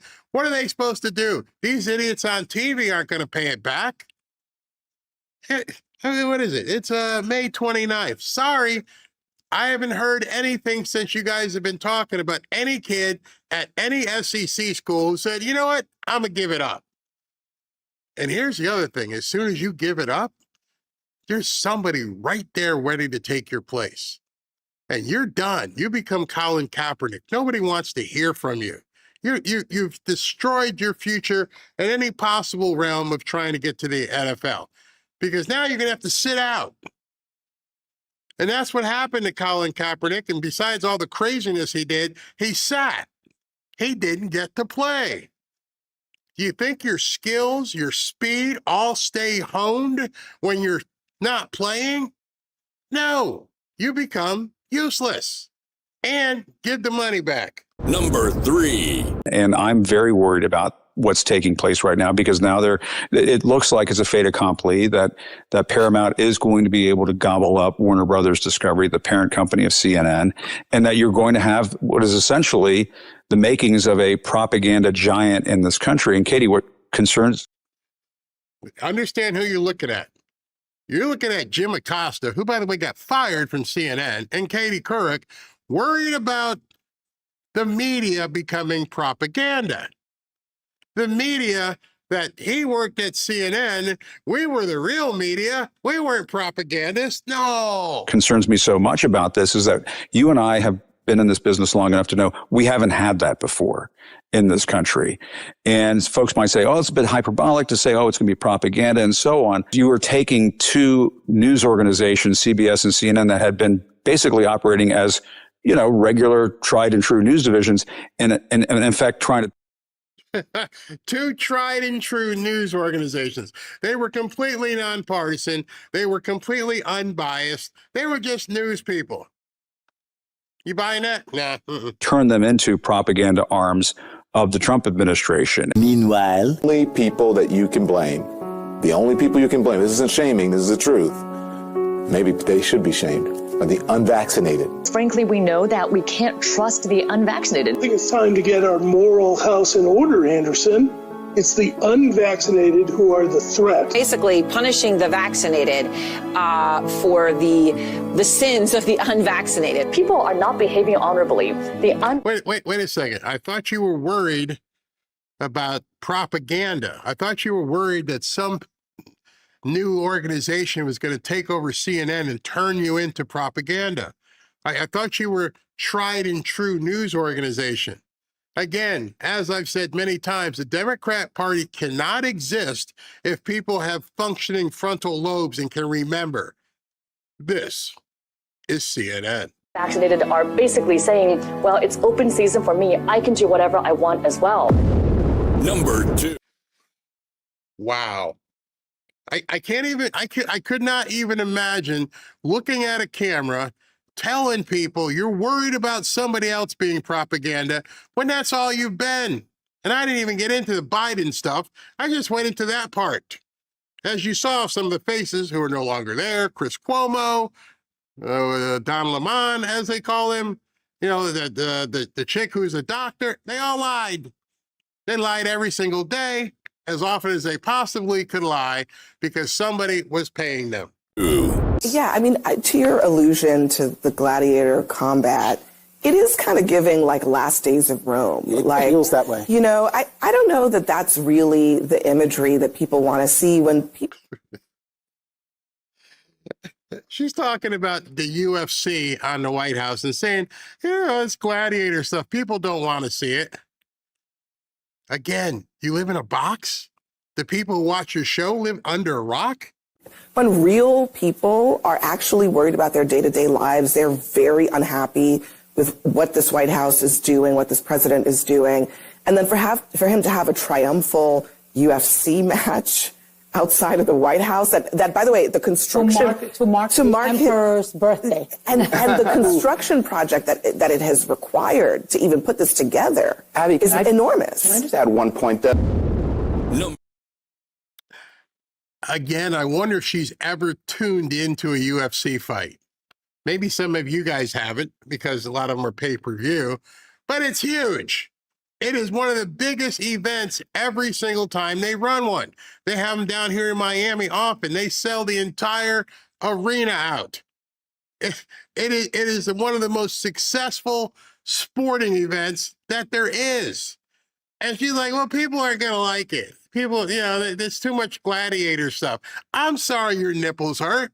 I can't do anything about that. But before you start speaking about UFC, maybe you should watch some. Maybe you should see some of the arenas these people hold. Maybe you should see how many people actually show up and spend good money going to the octagon. What a moron. But then again, this was CNN. Number 1. Oh, I got to give you a preface here. As you can see, AOC's out here talking about free women, free choice. We get to do what we want. Right? Right. Meanwhile, selflessness and solidarity. And most importantly, we renew our commitment to She's got a hijab, whatever you want to call it. So much for being a free woman. Hey, we're going to want you to come out here and talk to some of these goat herders. But before you stand up and talk in front of these goat herders, we don't want none of that freedom and my body, my choice thing. We need you to wrap up in this cloth here. Again, these people don't have mirrors in their homes. How the hell could you be standing in front of a crowd of the goat people talking? Do you think they know who you are, or they don't care? It's May. It had to be 80 degrees, and she's wrapped up like a mummy in front of a bunch of guys that don't care.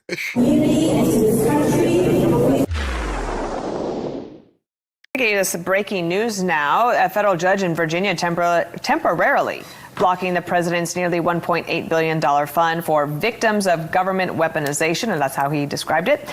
U.S. District Judge Leonie Brinkema, I hope I'm saying this correctly, she handed down the order, and it stops the administration from doing anything with the fund while the judge hears additional arguments. So it's not a denial of it. It's just saying, let's just take a pause here. The Justice Department had announced the fund last week as part of an agreement to settle the president's lawsuit against the IRS. So that breaking news this morning. Just a pause until the other judge rules on it altogether. Trump should say, you know what? We're not going to go ahead and give out the money. Just give me the $1.8 billion. I'll take it myself. I already agreed to that. Then you see some heads explode. He's giving it away. They're saying, don't give it away. Well, that'd be the easiest thing for him to do. Never mind. I'll take it. I won the settlement. You agreed to send it to me. I was being magnanimous. I was going to give it away. Now go screw yourself. That's what he should say. You're the ones who don't want me to give it out, but you can't tell me I can't have the judgment. You just don't want me to give it to certain people. Well, I'm not. I changed my mind. I'm keeping it. Now what? These people are crazy. SV, one more time. You got anything? All right. I got two stories. I sent you an X so that way you could bring them up. So the first one is in regards to earlier, we were talking about bumping fuzzies. Well, here's a story that's related to that by Eric Doherty about the assistant AG Harmeet Dahilin. It should be the last one I sent you. Okay, let me find it real quick here. All right. Got it. Okay. All right. So just in, Assistant AG Harmeet Dahilin is now moving to remove a Barack Hussein Obama-appointed judge, Eleanor Ross, a Democrat in Atlanta, from a major election integrity case. This is the very judge that was caught reportedly engaging in sexual misconduct at the workplace and then lying about it. So good. Don't let it taint the case. She's also a major She's also a major Fonnie Willis flunky. So there's another strike against her. Oh gosh. He actually wrote that. Oh my goodness. I know. I didn't really. I thought about that as I read it. Like, whoops. Oh my gosh. Oh, let their heads explode. I don't even care right now. Let it happen. Oh man. Just wait. And then the next one is a clear reason, again, why we need the Save America Act. It's a story right above the one I sent you, the last one. It's from Eric as well. Get to it. It starts out a non-citizen. Got it. Okay. So apparently remember now, the Democrats said no cheating could ever happen because it's, we got everything locked down. Well, a non-citizen has just pleaded guilty to voting in several elections despite not being a citizen, DOJ says. He did it both in 2022 and 2024. That thing that the left says never happens just happened yet again. According to the indictment, Ramos is a lawful permanent resident but never obtained U.S. citizenship. Despite this, Ramos registered to vote and voted, even though he knew that only U.S. citizens are permitted to do so under Alabama law. In fact, Ramos voted in both the 2022 and 2024 general elections. Registering to vote cannot just be you check off you're a citizen. No more honor system. It has to be run against a database. I think that's a great idea. You know, it's all got to cross. Do you remember years ago the Department of Motor Vehicles? I remember when I lived in New Jersey, I had gotten a ticket down at the beach in Virginia, and I paid it, but it never came onto my points because they were not tied together. Now they're all connected. You get a ticket in some state, your points are going to come back to your license in the state that you live in. So they need to do the same. You know, we have that here where the paying for the turnpike and stuff, it scans your little badge or whatever. Yeah. And if you don't pay it, and then you go to renew your registration, not so fast. And they'll send you a picture of when you went flying through the thing and your thing was expired. And it's like, is that you? I'm like, oh gosh, that's me. It's crazy. Yeah, I've been on that highway down there and the thing is, it's like every couple miles. And when I get it too, I look at it, it's like 15 cents, 50 cents. Yeah. Like I just paid a damn thing. I don't know whether they're charged me twice. You know, I want to see a picture of me waving. Hey, what's up? That's so funny. They got a picture of you with your license plate and everything. Yeah. And at this time, your balance wasn't fulfilled. And so, and then when you go to register the car, they're right there. So, sorry, here you got to pay this. And then do the same thing for elections, right? Do the same darn thing. I mean, somehow they could tie it all together, but that's going to take away all those voters for the Democrats. Oh, for sure. All right. Well, thank you for today and everything you've done. Thanks to all the mods that you guys You're put very in welcome. Was it a lot of trolls today, or not that bad? We had a couple there. The one in Rumble, the name, I can't say it. It was something regarding Melania. Coming up. So it was created today. The account was created today, but it was not very flattering. But they got immediately bumped out of it. He created an account today to come in and troll and get booted. He posted two things and I zapped him. Poof, gone. These people aren't smart. They're just not smart whatsoever. No, they're not. Oh God. All right. Have a great evening this time, everyone. Are they getting paid for it? I don't know. Doesn't make any sense. Could be. You never know. Yeah. Okay. All right. Thank you, sir. Let me do super chats and we're done. All right. Hold on. Let's see here. Chiosop. Media may be trying to condition their audience for when a deal is actually made. Either that or they're going to play the Trump can't make the deal bit. Possibly. Bielka, Dems though Talarico is not going to win Texas. I think it's a psyop to target a certain demographic. He can't possibly win. I don't know who they're targeting, but crazy. Cheers up again, thank you. Media trying to drive narrative for the deep state. I believe that completely. Mark Kahn, pickleball is like the love child of tennis and ping pong. I don't know if SB got to tell you about that. Marcus, we're watching the UFC fights here. Fantastic. Tex J, yes, Hank Jr., country boy. I would love to. You want to see heads explode? You get Hank Jr. out there to sing country boy. Where is racist? Oh my God, spit that beach nut in their eye. I'm gonna have to play that next week. We're gonna have to jump over to Rumble, have our own concert. We didn't vote for Mondami for Long Island, but yes, we have to face the consequences. An election from anywhere can affect you everywhere. Absolutely. Muslims can marry multiple uteruses.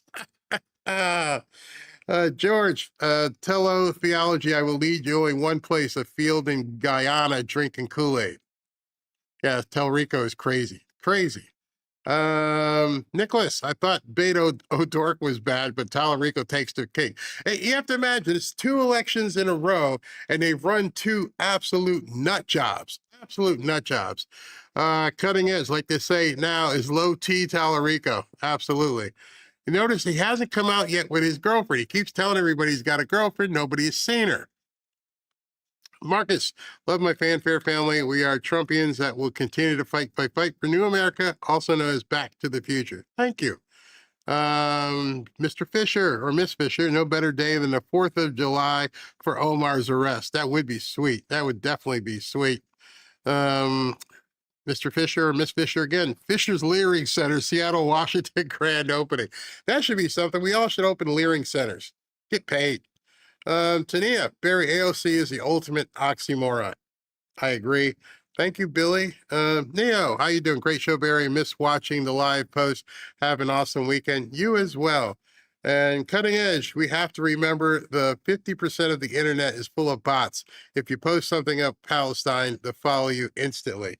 Yeah, I know. There's certain words you don't want to say, even in a live video. They will come at you like the orcs that they are. All right, have you guys have a great evening. I will see you tomorrow.